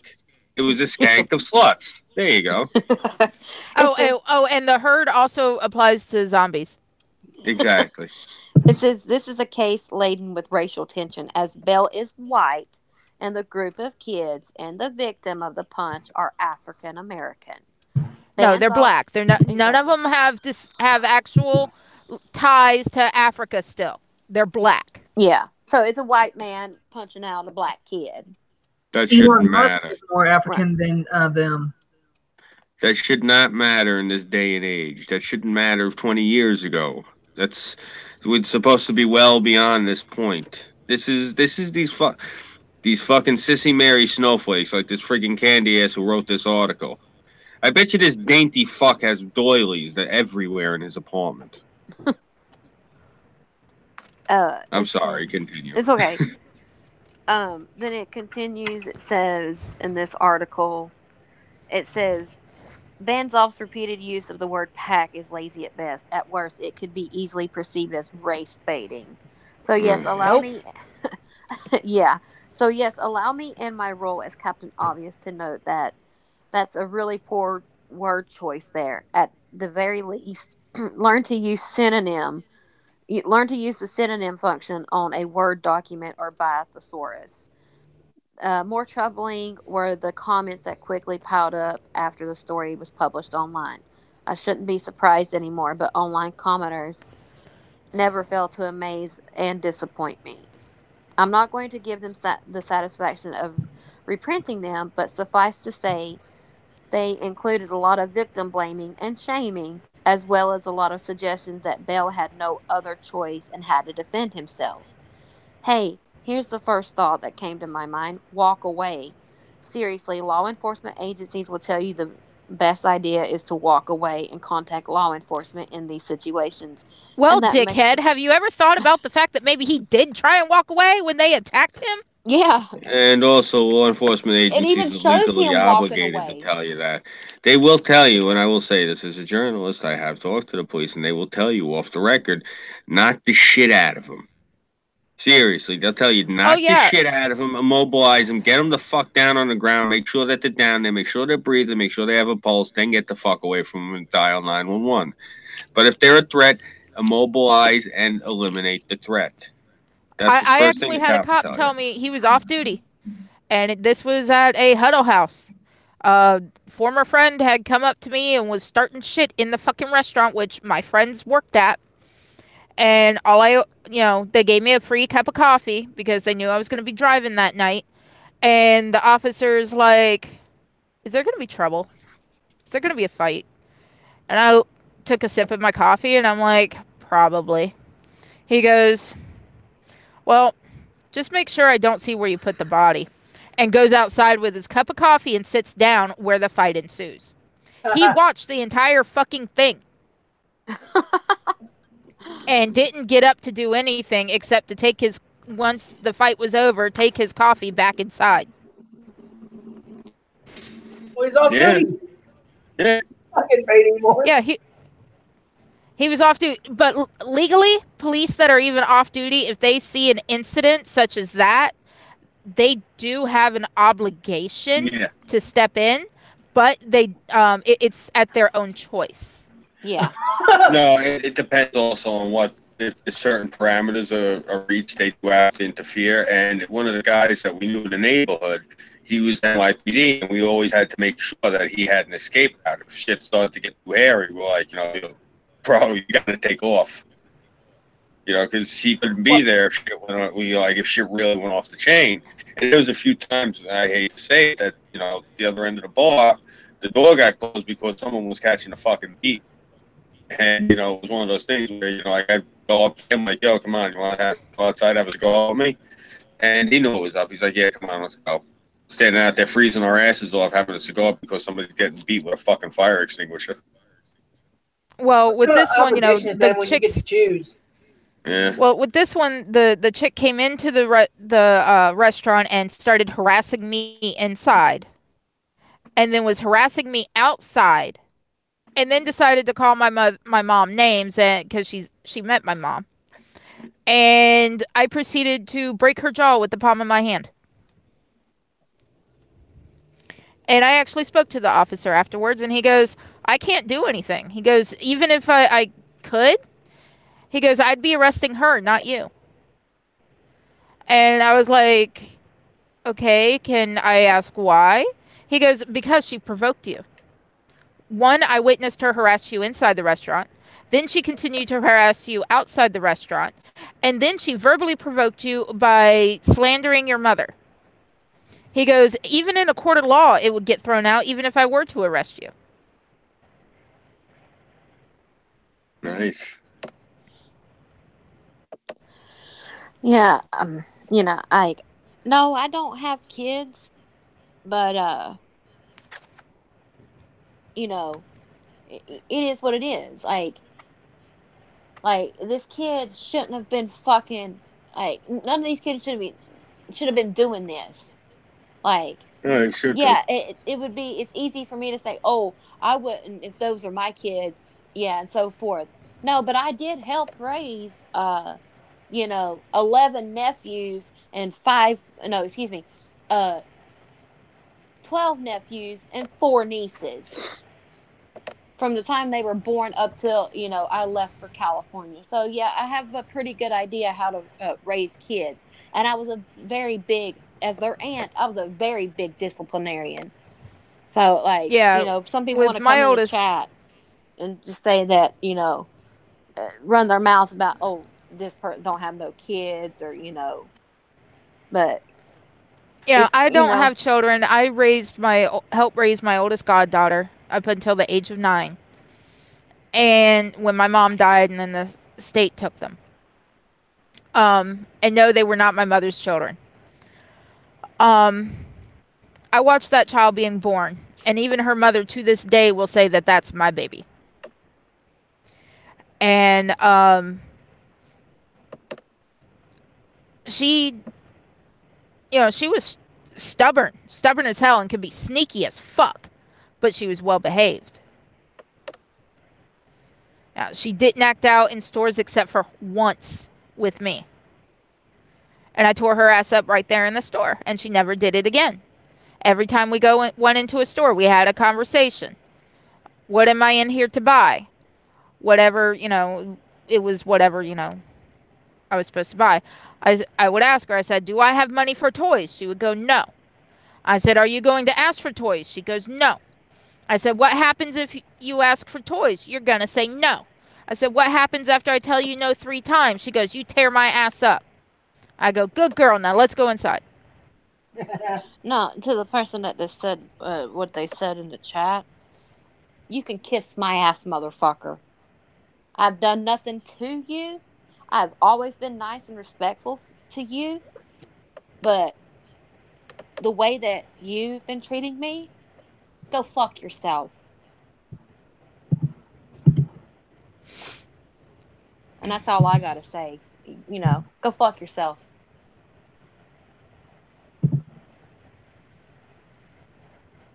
Fucking pansy ass motherfucker.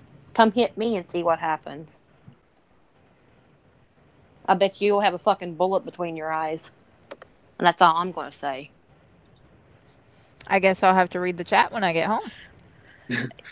Glad I was getting tea. I missed everything.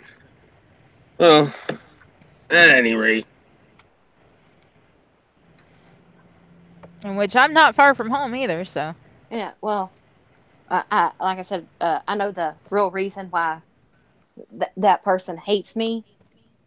Because you wouldn't get Scooby wouldn't get rid of me because they were wary of me. I want to tell you right now, I've been telling the truth. All this shit that's been going on for 8 months, I've been telling the truth since day one. And you could have been a fucking man and fucking came to me and asked me anything. But anytime we were on stream or in the offline hangout, I was very respectful to you. I never caused any problems because I don't fucking like drama. Like you, I gotta say this. You sitting there defending us against the people that have been coming after us, and now you're doing what they are doing. That makes you no better than them. That makes you part of them. And again, go fuck yourself. You think that you want to say I'm Scooby and everybody needs to be wary of me, that I'm shady, I'm two-faced, and all the fucking drama.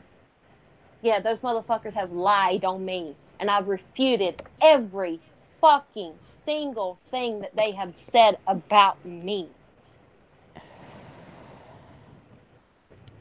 But yeah, that's all I gotta say. Like he could have come to me and fucking asked me.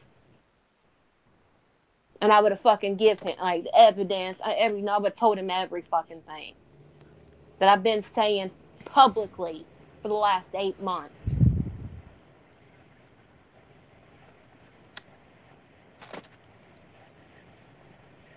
But yeah. Anyways, let's get back to our string. Sorry for derailing it again. Right, all right. Fine with me anyway. I mean, I'm not the host. I'm just here. Tara, I apologize for derailing it. It happens. She's our I'm not at ranking home monkey. I'm not at home to handle anything, so it happens. I can't really do anything via mobile, so. Yes, Optimus Christ, that was directed toward Pox. Toxic in the chat. Yes. Hey, getting a headache. Well, at any rate. Well, you guys are keeping me company as I drive back home from all the way the fuck across town. Well, there you go. How far of a drive is that? Like, how many minutes altogether? In Florida time, too. Oh, fuck off! You little shit. No, it's probably about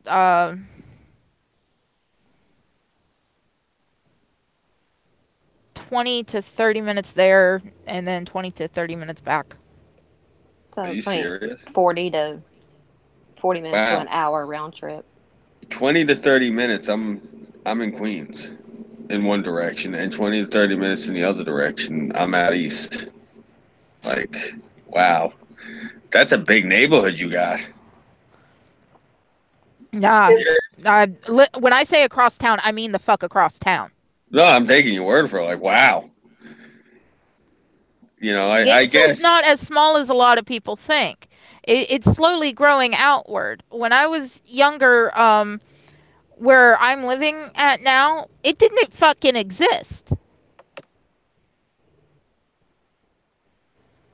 It did not exist at all. Um, the school existed, but the neighborhood didn't.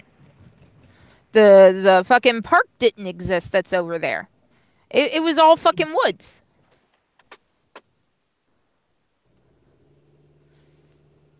I mean, okay, so the neighborhood was developed in 1999. That should tell you how old the fucking, I was full grown by then, when I say when I was a kid, I mean a kid. Like my roommate's son's age. And even then I knew how to get home. You could like drop me off somewhere in Gainesville and it would take me a while, but I'd get home. I always knew where my home was.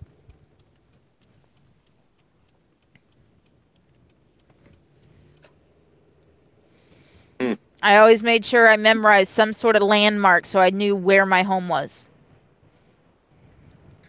Oh, my mother made me rehearse. Like, I had to say my full name, my address, my phone. I had to know the whole address, which is Yep. village, town, county, state, plus the zip code and the phone number.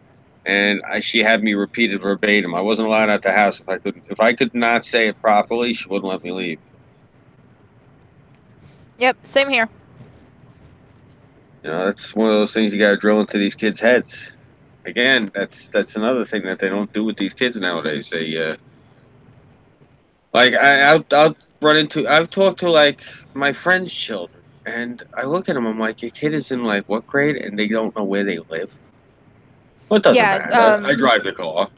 Wow, the you're an the asshole. 5-year-old obviously is in kindergarten. That's a given. Um, but he doesn't know what the address is.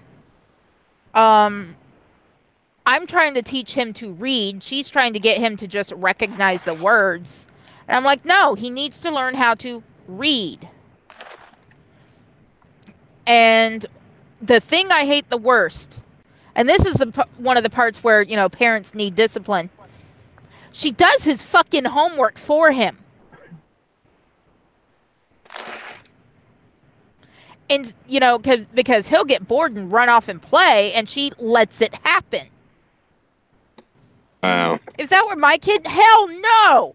Every fucking toy would be fucking put into a trash bag and put out into the shed, and the shed would be fucking locked. The TV would be put away, no TV, shit like that, until his fucking homework's done.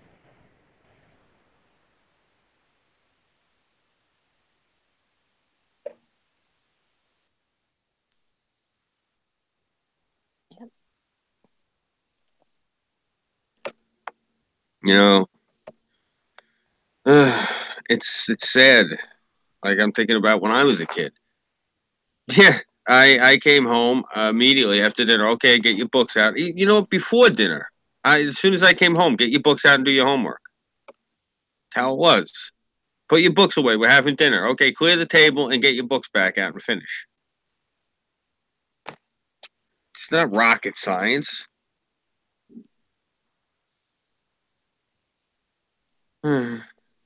It's just depressing.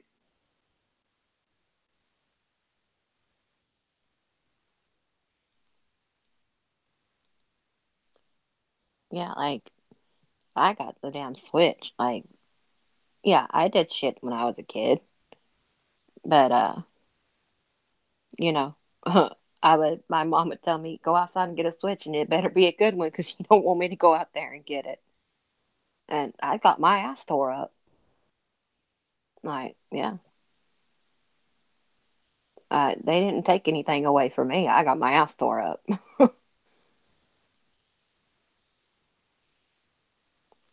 And as I'm 32 years old, getting ready to be 33 in less than 3 weeks, and my mom will still knock me the hell out. Like I said, she told me she brought me into this world. She could sure take me to hell out, but Okay, yeah. I'm back. Welcome back. Come back. All right, I was ranting about my roommate doing her son's homework. Yeah. I was wondering why you got so quiet. All she's teaching him is, oh, if I don't want to do it, mommy will do it for me. Yeah. Yeah. She's also teaching him, if you don't want to do it, there will be somebody in your life that'll do it for you. That ain't teaching him nothing. No structure, nothing. It's also teaching him, oh, I can make mommy do what I want her to do. Like this past weekend, he's like, I act good for you at the grocery store. I said, yeah, when it's just you and me. I said, because I won't cave. He goes, yeah, I know you won't cave, but mommy will. And she was standing right there. And she didn't say shit about it. That's when you change up your parenting skills. Once they've figured your buttons, that's when you're like, nope, we're going to change this now.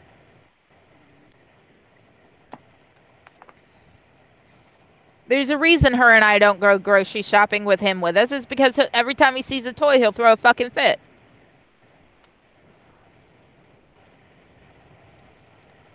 Huh. He's one of them, huh? Yep.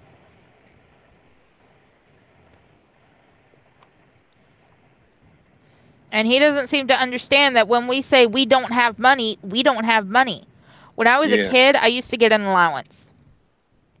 And I had a piggy bank that I put my money in. Well, our power went out. My mom didn't have the money to pay the bill. And I didn't have much money. And I knew I didn't have much money. But I went into my bedroom and I went and got my piggy bank. I opened it up, took out all the money I had in there. I think I had like $30 because, I got $5 a week. And I took my money and I went to my mom and I go, here, mommy, to help pay to get the lights back turned on.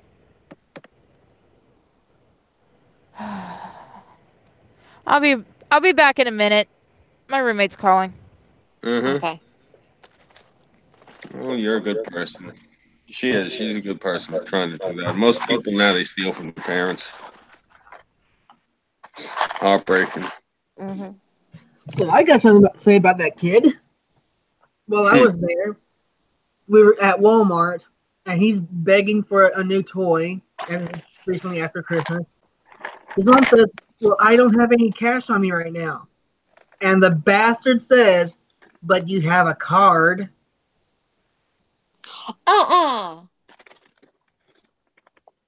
Wow. Yeah. But, that, oh. And she said nothing. Wow. And you wonder why you see these parents on Dr. Phil. They're afraid of their kids. And, I can't do nothing. They're out of control. It's because when they're little, you're not disciplining them. You're not being the adult. I'm your parent, not your friend, not your sister. I'm your parent. Yeah, I feel like he's going to be one of those kids who ends up on Dr. Phil, says something really stupid, and becomes rich and famous from that, and will piss me the fuck off. Yeah, like the Catch 'Em Outside. How about Who's that, worth girl? several thousands now, at least. Yeah, and they're like, they go on Dr. Phil and they get famous and shit like that, and then the society is supporting that behavior, like the Catch Me Outside girl, her mom, it supports her behavior. Like, she got on there and said she didn't and so forth, but You know, Well, I'm since sure the she's money's forcing coming them in. how to bring in money. That's why there should be a law that says you have to have a license to fucking breed, like to have kids, because some people don't deserve to have kids. Yeah, they have their kids Yeah. literally just as a way to make money. Like But how do you enforce that though?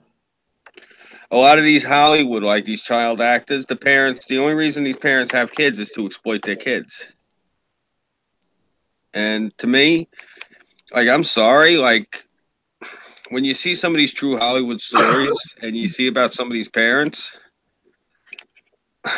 I'm not trying to sound like a tough guy, but you hear this, and it's one of those things like if you were in a bathroom and you're using a urinal, and the guy walks up next to you and he's using the urinal next to you, and you look over and it's one of these fathers you hear about, you're half tempted to grab him by the back of his skull and bash his fucking head into the wall, you know, because there's no cameras in the bathroom. And I'm just saying, like, that's an extreme situation, what I'm saying. But when you hear what they do to these kids, is it really that extreme? When you hear about what that Corey Feldman was saying about how his parents are sitting there and they're like, you know, and they put him in this situation with these pedophiles, Yeah, that's fucking sick. letting them go off with complete strangers that you That's don't what I'm know. saying. Like, Like, you know, who the that fuck does it? What it is, they had money signs in their eyes, and they're like, "Oh, you want to go off with him? You know, you want to take my son? Go ahead." You know, as long as they can reap the benefits of, you know, oh, but it's okay that's for. Go ahead. no, that's what I'm saying. Like that guy. Like if I was ever, you know, if I'm correct and it was his fault that I let him off with that friggin' guy, with those friggin' pedophiles, those perverts, the ones who were screwing around with him. Yeah. Yeah, that's the person. Like if I seen him and if he came and stood next to me, like, well, I'm using a urinal. Yeah, I would not hesitate to grab by the back of his head and bash his fucking head into the wall. I'm not saying this as a tough guy. I'm saying this as somebody as a decent human being that finds that reprehensible. You're gonna sit there and sell your child? You're gonna sell off your child for money for your own gratification? You sick evil bastard! Well, What the fuck? there's fucking uh people out here that have kids that sell their kids, you know, so they can get their fucking $10 crack. Oh no, I Fucking know $10. that, and I'm Then that's looking at them, crazy. and I look at those people with less disgust than this guy. That's what I'm saying. Yeah. That's how low. What a low fucking human being. Not even I can't even call this person this human being. This fucking thing. Well, even the parents that are not their kids are not famous or whatever, you know, if you are a parent and you give your child up or you sell your child so you can get your fucking fix, your fucking crack, your cocaine, whatever, or you send your child off and, you know, that's a Has child anyone said what Optimus Christ has said in the chat out loud? What? All right, he says Dr. Phil will never go out of business, which is true. Absolutely. Rule number 1, IQ has to be above a certain threshold. Number 2, license cost $2,000 to get. Rule 3, mandatory DNA testing. Father's name will not be signed until confirmation. I have no idea what was talked about for that one. Oh, I said it. There should be some people like it. It should be a law for that you need to have a license to breed, to have kids. Oh, I fully agree with that one. Yeah, but how do you enforce that though? That's the question. That's the $1 million question. Because there's actually a way to do it. They actually do have reproduction inhibiting microchips, hence IUDs. There's actually a microchip that is implanted into women the size of a grain of rice. That's an actual microchip. Yeah, but actually that's not going to requiring cause them more to. conspiracy theories. Big Brother and such. Optimus Christ says, kill those that don't abide by the law. Oh. I don't think we should kill them. Just like I always said, clap them in iron, ship them down to the border, build the wall. That's all. That's honestly what I think we should do with all the prisoners we got right now. Instead of letting them lounge around on the state's dime, chain gang their ass together and have them go build that wall. We'll have that thing up in like 2 weeks if we use all the prisoners. Yeah, but then that falls under slavery. So, Well, technically, not, yeah and no. We have them out there, prisoners out there picking up trash on the side of the road, cleaning up the highways and stuff, and that's not considered slavery. So them going to go and building the wall would be no different. But are they being forced to do that, or are they voluntarily Yeah, reduce their no, sentence? like, well, some of them, yeah, they want to, they want to go do that, but a lot of them are forced. I got no problem with us doing a reduced sentence deal. Exactly. We want to sit there and they want to whine about prisoners' rights. Yeah, look, I personally have no problem putting these bastards to work. Making them actually earn their dime that they're sitting here on. We're paying for them to sit in jail. So why don't we get something out of them? They actually used to do motherfuckers to hard labor, now they don't anymore because they say, oh, it's akin to slavery. No, we're not allowed to whip them. So really, let's not be disingenuous. If they try to run away, we're not allowed to cut off one of their foot like Kunta Kinte.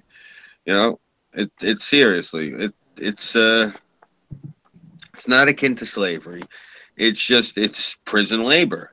And yeah, fine. Reduce their sentence if they're going to work. Just make them work then. That's all. If they want, oh, well, we want to shave 6 months off. The guy's doing 20 years. You want to take 6 months off? Yeah, go ahead, knock yourself the fuck out. The 6 months is on us. Now pick up a shovel, Jack. Mm-hmm. Optimus Crisis, killing them would be so much more fun, though. Well, work them to death. And when I say work them to death, I don't literally mean, like how they used to do back in the day when they built the Brooklyn Bridge. I tell people all the time, if it freaks people the fuck out the first time they're going over it when they're out over here, I'm like, yeah, do you see this bridge here? And they're like, yeah. Yeah, it's got to be about, I don't know, 500-600 dead people stuck in this thing.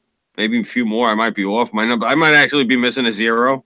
And their eyes get all big when I say that. I'm sure there's going to be some fact checker who's going to come running at me. Oh, Scooby, you were wrong with your number. All right, who gives a shit? But seriously, this is that thing when we did that thing last month, and everyone was they all coming fact checking me.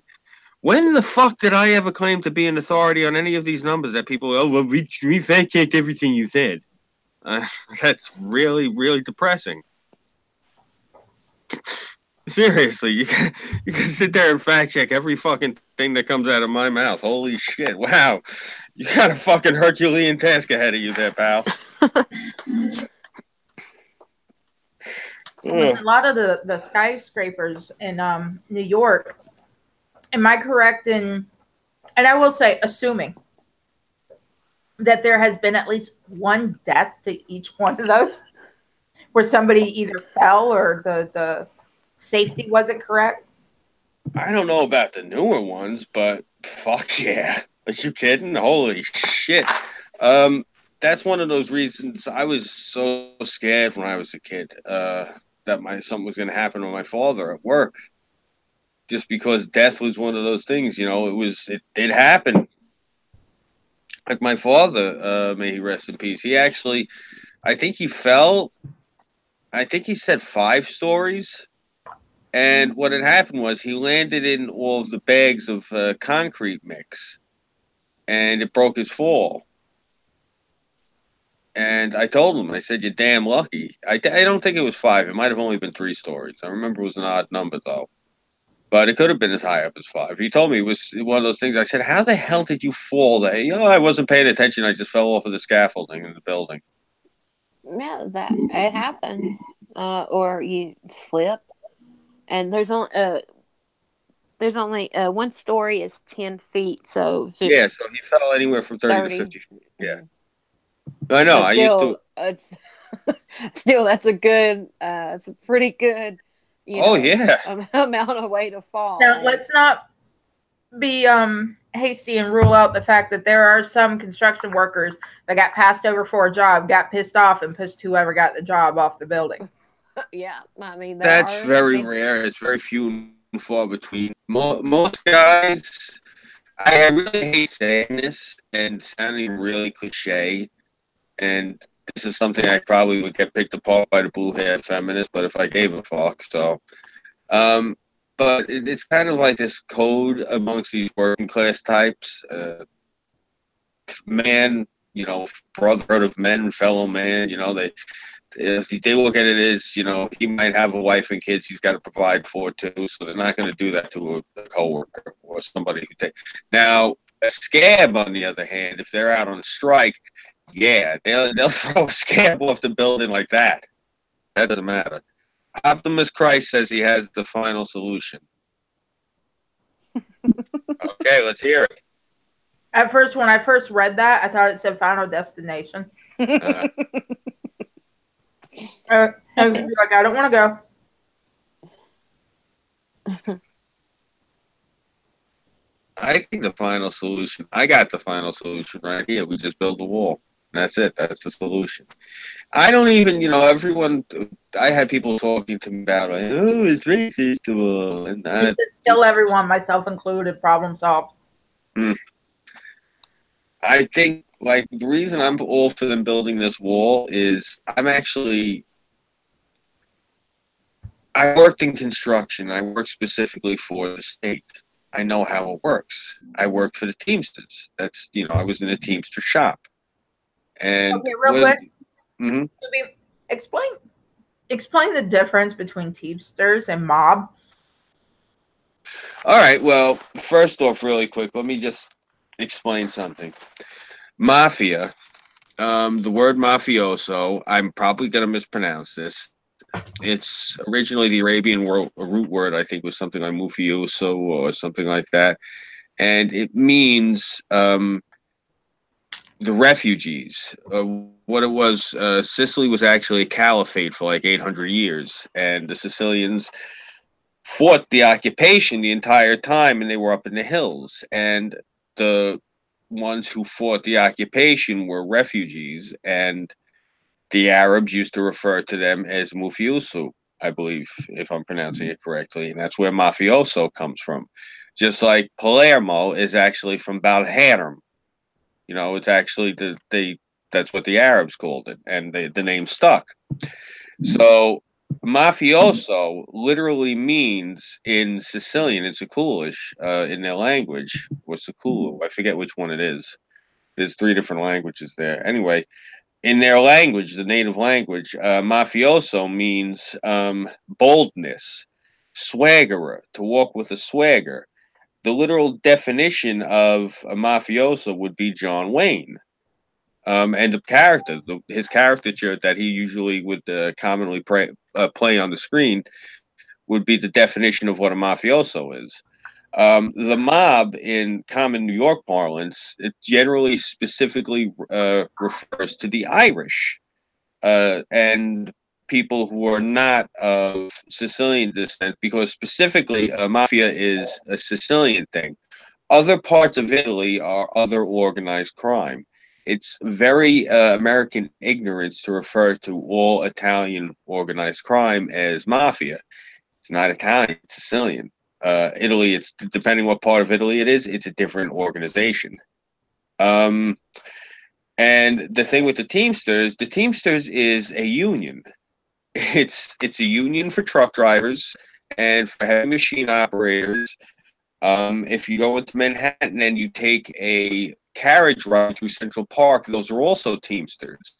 The guys who do the movies in Hollywood, who move all the sets around, those are Teamsters. All it is the union. I worked for the union. My father drove a cement mixer for the union, local 282. That's all the Teamsters are. That's a union. It's not organized crime. It just happens to be a lot of the guys who are in the Teamsters tend to be Italians. They tend to be Sicilians.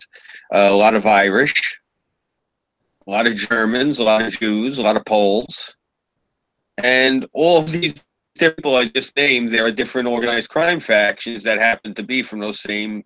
There is, believe it or not, there's Polish organized crime out here. You know, a lot of people they scoff when you say that. The Germans back in the day, they had a presence. You know, the Jews, they had a presence. Everyone, you know, had a different presence. Everyone had like a seat at the table back in the day. And so naturally they had people that were in the unions. They had people that were into different businesses like carting. And for those of you who don't know what carting is, that's garbage trucks. There was, you know, but again, not all people who were in uh, carting, let's say, were organized crime. My three uncles, each of them actually owned three of the biggest carting businesses out here, and they weren't, you know, organized crime. My one uncle actually used to dress up like Santa Claus every year. My older sisters all used to say, "How come Santa Claus, you know, speaks broken English?"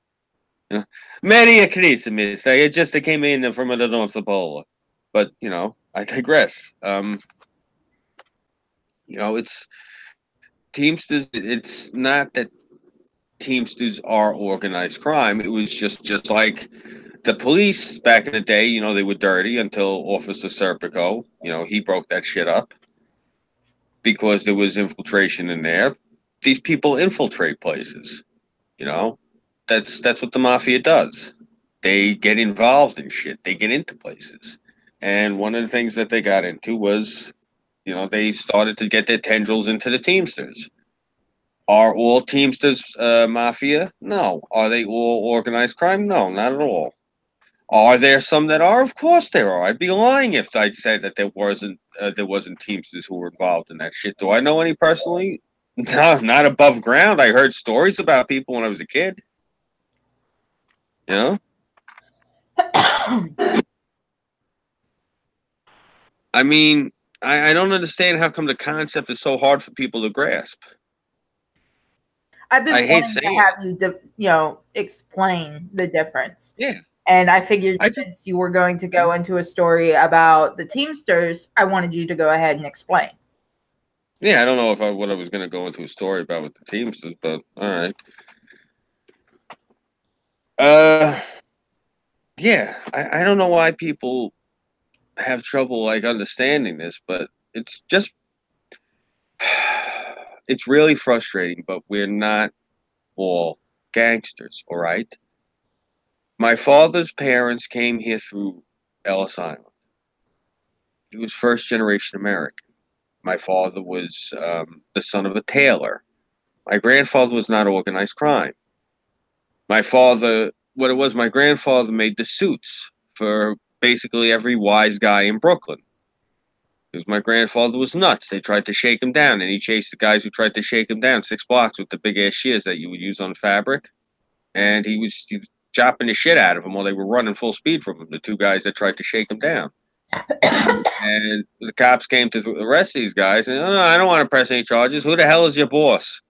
And he went in, he basically, when I say broke down the door on the social club, I don't know how he could have broke down the door. The man was, I think, only about, if I recall, he barely broke 5'6", and I think he was maybe 140 pounds. He was a small man. Uh, and, you know, he went in there, and he was ranting and raving and yelling about he doesn't have time for this tomfoolery. And they're all looking at each other, these wise guys, like, this guy out of his fucking mind? And they're like, who the hell is this? They're like, this is the tailor. And so they started talking to him. You know, they basically struck a deal with Grandpa. And what it was, he wasn't even going to give it to him for free. He made a deal with them. He'd give them their suits at cost. As long as they came when he told them he could give them the time. Because he couldn't deal, you know, he wasn't on call and this, that. They got a kick out of my grandfather because he told them, he said, look, your boys came to my shop. I tuned them up. But I understand now they're not going to be working for you because I tuned them up. So it's going to cost. You're going to lose money. He said, so I'll make it up to you. And that was the only time he ever, you know, I think he gave one of the bosses was what it was. I think he gave him a suit on the house because, you know, he tuned up his two guys. But that was it. That was the only time that Grandpa ever came out of pocket for these guys. So these guys, these gangsters loved Grandpa because they respected the shit out of him. That's how they were. So that's how my father got to know a lot of these guys because Grandpa was the tailor for all these wise guys. And my father, may he rest in peace, he went into the Navy as a very young man, and he was in the in the Navy in Korea. He served on the USS Valley Forge. He was a UDT, and after that he worked in the Teamsters. Drove a cement mixer 6 days a week before they standardized the 40 hours. I think they did that under Reagan in his first term, if I remember when I was a kid. So I remember the old man was all sorts of pissed off that he lost the Saturdays, and they cut down his hours because he was able to pull something. He used to pull, oh my God, the hours he used to pull when I was a real young kid. I'd never seen him when I was really young. He was always at work. But so when they cut his hours, that's when he started doing the crabbing business to make up the difference. And I remember I hated the fucking union for cutting his hours because I hated going out on that damn boat. Like he couldn't understand. I wasn't all in awe and wonder from all of the fucking shit that came in out the water. Like I still to this day, I can watch it on the documentary screen. Yeah, that's lovely. But when you're in a boat and you got something living that's coming in and it's big enough where it can actually harm you, and bite the shit out of you, you got a fucking you got like nurse sharks and lemon sharks and shit, and they're sitting there trying to eat the crabs. So they actually, because of how low the gun walls are, they're getting dragged into the boat. Yeah, that was no fun. But what I'm saying though about the old man is, he was a Sicilian. He was American. Parents were from Sicily. He wasn't mafia. I'm not mafia. I'm not connected to anybody. I couldn't be. I have an Irish mother. They have a really, really weird thing about this. You got to be 100%. They got to be able to trace your shit back to friggin' Sicily. That's how they are. It's some real greaseball shit. I'm not organized crime at all. I'm a fucking journalist. I've never done any time. I've stated this openly many, many times. Do I know people? Fuck yeah. Because of where I live. Because of who my father knew. And because of who I knew. And because I used to work the door at certain joints. Just for the extra money. And because they knew you can tell from talking to me, I'm verbose. I was good at dealing with people at a front door and talking to them. Checking them for ID. Making sure that things were okay. I had a good head on my shoulders. The fact that I'm a big guy was a happenstance. That's part of the reason they wanted me there was because one, I'm big, but two, I could talk to people, And so I got to know people because, you'd be working at a really nice place and you'd have somebody come in and they'd get to know you because that's the one thing, if you got somebody who's somebody, they want the doorman to know who the fuck they are. It's kind of embarrassing if you're supposed to be some big shot and you show up and the guy at the front door don't know who the hell you are. So certain people, yeah, I did wind up, that I made friendly with. Like one of the people I had mentioned the other day. What's his face? The guy in the neighborhood. Fucking the champ. He's got the Inferno Training Center. Ryan LeClaire. The guy I had mentioned him before. He does MMA. I think he's the current champ right now. He's holding the belt. He lives in the neighborhood, and his gym is 2 or 3 stores over from the Chinese restaurant I go to. That's the one that, Tara loves the dumplings that they got there because they're enormous. The size of your head. Yeah. Yeah, and it's right over there by the Chinese joint. It's right over by where 7-Eleven is. And I got to know him from the local bar because, again, one of the guys that I worked with was friendly with him because he's into MMA and he's into weightlifting. I showed you guys the picture of him. He's got the red beard and the shaved head and all the tattoos.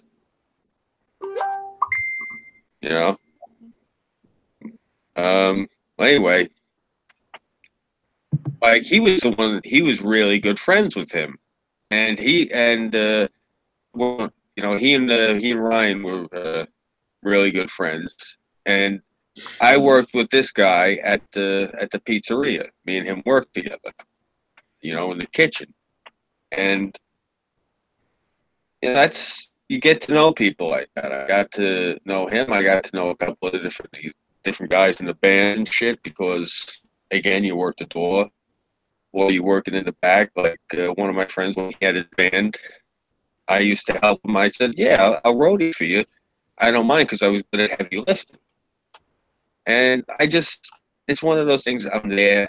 I want to help anyway, so I wound up roadieing with him. So I wound up talking to a lot of different musicians because you're in the back. Because I told him, I said, look, I'm not here to see any of these bands. I'm not interested because I honestly wasn't.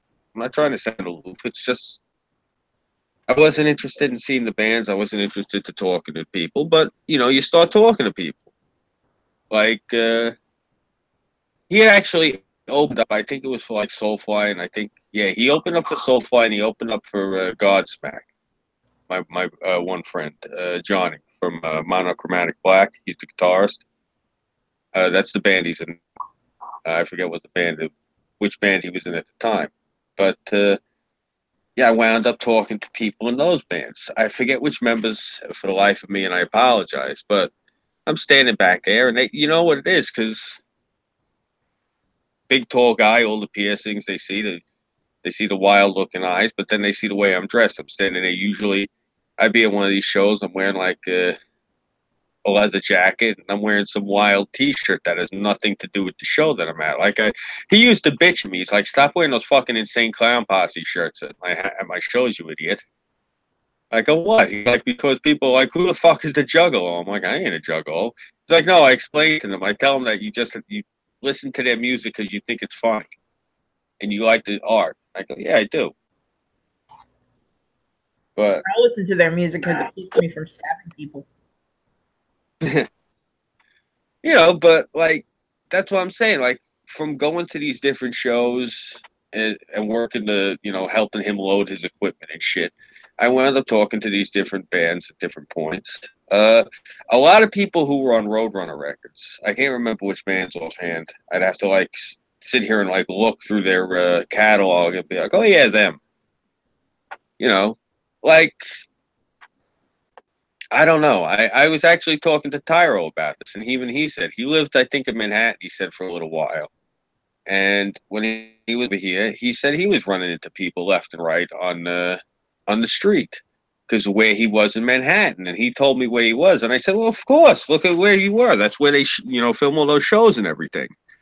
Like that's just how it is. I mean, I'm sure Sarah, when you were over in California, I'm sure you ran into tons of celebrities. I ran into a few. I met Julie Gonzalez from A Cinderella Story. She was at Knott's Berry Farm signing autographs.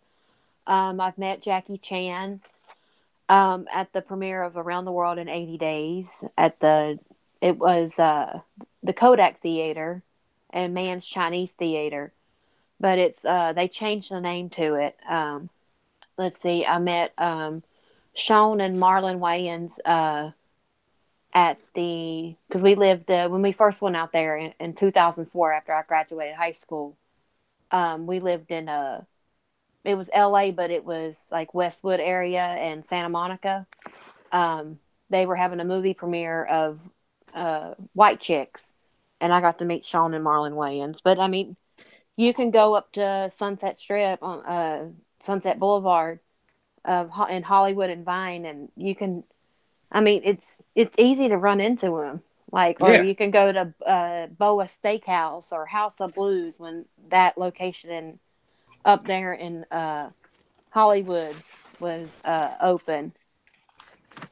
Yeah, it's really easy to meet them. That's Try what the I'm right saying. subway in New York and you'll meet Keanu Reeves. Oh, I'd love to.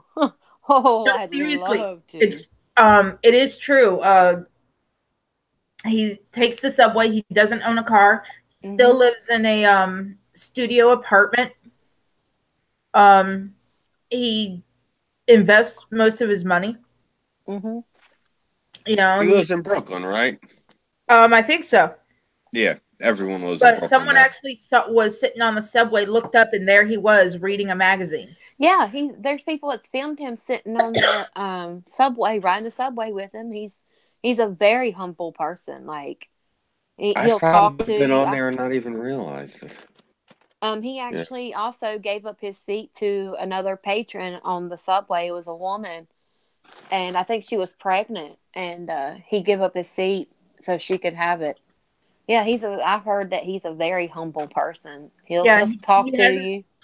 he hasn't seriously dated anyone since his His girlfriend girlfriend. died, Yeah, or fiance, or whatever. Oh, God bless him. but he is he is an awesome actor. You And know, I love Keanu Reeves. I think I told. I don't know. I don't know if I ever told you, Sarah. I told Tara though. About. Oh my God. About 26 years ago now, I got stuck on a subway car with fucking Spike Lee. And I wasn't sitting next to him before anyone suggests that. I was in the same fucking car as this fucking loudmouth. And I think it was during the heat wave in like 93, maybe 92. I don't remember. Pretty sure it was like 92, 93. And it was like a heat wave. And the fucking car, there was like, for whatever reason, it was when Dinkins was the mayor. We were having a lot of infrastructure problems. The subway train like got stuck, and so we're stuck on this fucking subway car with Spike Lee in his loud goddamn mouth for like a good 2-3 hours, maybe longer. It might even be longer. I think we were stuck there for hours. But I remember, like after a while, people were like, "Shut the fuck up, Mars," because back in the day, he had this advertising campaign he was doing with Michael Jordan. And he was wearing this big ass ridiculous outfit. You could look it up. Just type in Spike Lee and then put in quotes next to it Mars, and you'll see what I'm talking about. You'll see he's wearing this ridiculous visor and these big ass glasses, and he has on the 5-finger rings that say Mars, and he's got the big nameplate on his chain that says Mars. And that's a thing. Like Spike Lee, like back in the day, if you were from Brooklyn and you seen Spike Lee and you didn't like him, you up yours, Mars. You'd hear that all day. And the other one was Chris Rock. When he would come back to Brooklyn and people in the neighborhood didn't like him, what the term is that they use around here, it's clowning. He would clown on them. And like they'd see him and they'd be like, "Fuck you, Pookie," because of New Jack City. You know, they would like. There's even if you listen, I don't know how familiar you guys are going to be, but Method Man's first album is the name of the album is Tikal, and I believe it's on the second. It's on the B side of the album. There's a skit that he does with Chris Rock, and he calls him Pookie, and he's like, "Fuck you, Pookie, you play too much." But you know, that's what I'm saying. Like, it's a Brooklyn thing. Like, they'll play a certain role, and they'll come back to the neighborhood, and they'll still call them that role. Like, Chris Rock still gets called Pookie now, like 20-something years later. Like, New Jack City came out in like 91, and he still gets called Pookie. Like, it's the funniest shit. You'll see it sometimes. Like, I don't know if you can find it. If you look on YouTube, like type in like Chris Rock Pookie, and just see like you'll see people like heckling him and shit. They'll be calling him Pookie. No, He's I like, don't remember the fuck name he had in Fifth Element. that's not Chris Rock. That's what's his face. That's Chris Tucker. Oh, that's right. Shit. Yeah. No. Keanu Reeves, he lives in his residence is in Hollywood Hills, California. That's what it says. And he was Cool. actually born in Beirut, Lebanon.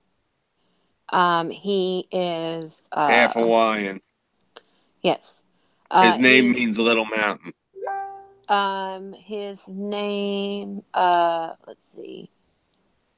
Oh, I saw it on here. I know it has something to do with, his first name means cool breeze over the mountains in Hawaiian. Hey, it was close. I remembered it from like 20-something years ago. I read an interview with him. He is, let's see. He's entitled to British citizenship through his English mother. He holds Canadian citizenship by naturalization. He grew up as a Canadian and identifies as such and holds an American green card. His biological father was born in the United States, but Reeves required a green card because he was not eligible to claim automatic citizenship by birth abroad to one United States citizen. His girlfriend, uh, that's why he hasn't dated since then. She gave birth to uh, their child, who was born stillborn, which put a strain on their relationship. They broke up, and on April 2nd, 2001, she was driving alone on Los Angeles's Cahuenga Boulevard, and when she sideswiped three parked cars, rolled over several times, and was thrown from the car. Damn. And she died instantly. Authorities believe she died instantly. She was reportedly being treated for depression and taking 2 prescription drugs, which police found in her car. Reeves, who was scheduled to begin shooting back-to-back Matrix sequels during the subsequent spring, sought peace and time to deal with the incident, according to his friend Brett Domrose, a guitarist in Reeves' alternate rock band Dogstar. He still got that band? Wow. Mm-hmm. That's how long ago I think I read about him. I think I read about him right when he did Dracula. So he was dating the fuck is her name? Coppola's daughter. I think it's Mia Coppola. I remember when I was a kid when he was dating her, when she was in Godfather 3. I could not get past how big that broad's nose was.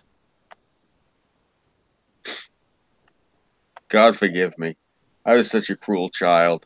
My father used to say to me, he's like, God's going to punish you. You keep making fun of her nose. Oh, check this out. Also, in 2008, Reeves was sued in Los Angeles Superior Court by paparazzo Allison Silva. The unsuccessful $711,974 suit claimed that Reeves hit and injured Silva with a Porsche after concluding a family visit at a Los Angeles medical facility. The lawsuit took a year and a half to make it to trial, during which time Silva continued to attack Reeves and demand payment. At the trial, all 12 jurors rejected the suit, needing only an hour of deliberation to reach their verdict. And then in 2014, 2 stalkers trespassed on Reeves's Hollywood Hills home. He awoke and found a stalker in his library who told him that she was there to meet him. While Reeves calmly talked to the stalker, he called the police, who arrived and arrested her before taking her in for a psychological evaluation. 3 days later, a second stalker made her way into his home through a gate that was left unlocked by a cleaning company. The intruder undressed and took a shower in his bathroom before swimming naked in his pool. The cleaning crew became suspicious and alerted Reeves, who was not at home. He then notified the police and the stalker was remanded. Wow. I mean, I can see why women would stalk him. I mean, look at him. That's too funny. You know, I'll say this for him, though. He aged really well. He is 54 years old. God bless him. September 2nd, 1964. He is 54. And, you know, you think, I hate saying this, he actually got the distinguished thing going on. He aged really damn well. Well, Actually, there's one movie where it shows he didn't. Well, he's taken care of himself. Yeah. Like him in John Wick 2, and John Wick 3. Oh, he's physically fit. Oh goodness, I could gush about Keanu Reeves. No, there was a movie out a couple years ago where he looks like shit. There is replicas that come out in 2018. Knock Knock in 2015. Then his Could also be a requirement for the role that he looked like shit. right. John Wick 2 came out in 2017. Siberia in 2018. Destination Wedding 2018. Now, I know he was either a cop or a lawyer. Let's see. There's the that was in 97. You said it recently came out? It was on Netflix. I think it was like I didn't really look into it. I just know Street Kings? cop. Is it called Street Kings? No, I don't think so. That's the only one that he said he either played a cop or a lawyer. Yeah. There is Street Kings in 2008. He played, I think, is it judging by the appearance on the cover of the movie, Here, it looks like, yeah, he's a cop. This is a veteran member of the LAPD. No, he looks good there. Let's see.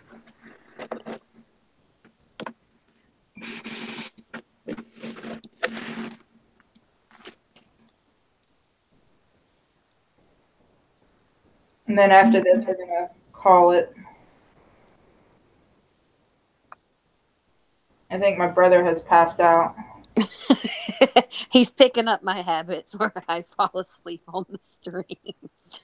But hey, at least I'm muted while I'm sleeping.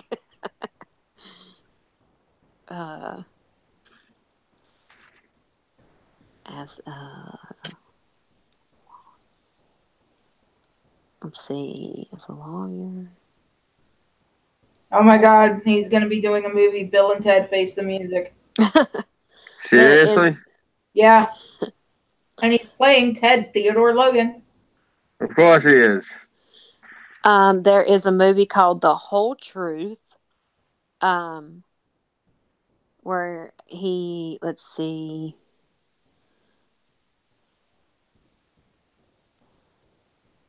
Let's see where he play, if he plays Exposed.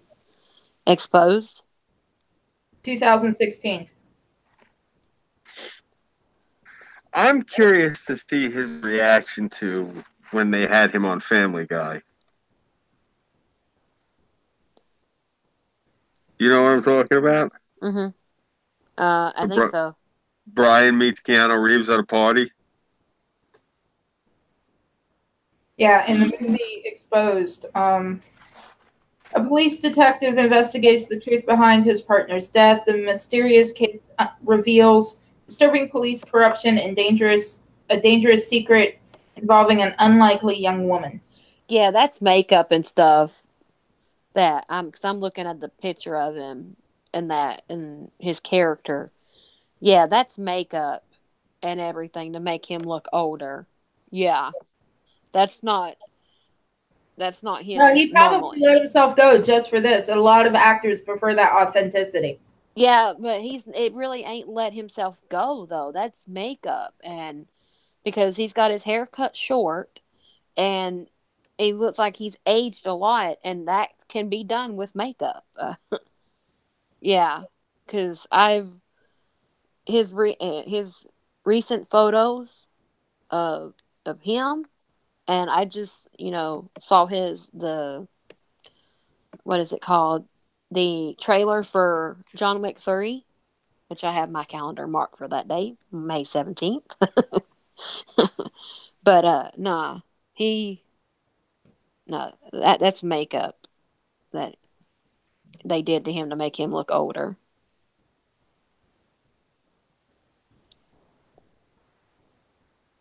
Yeah.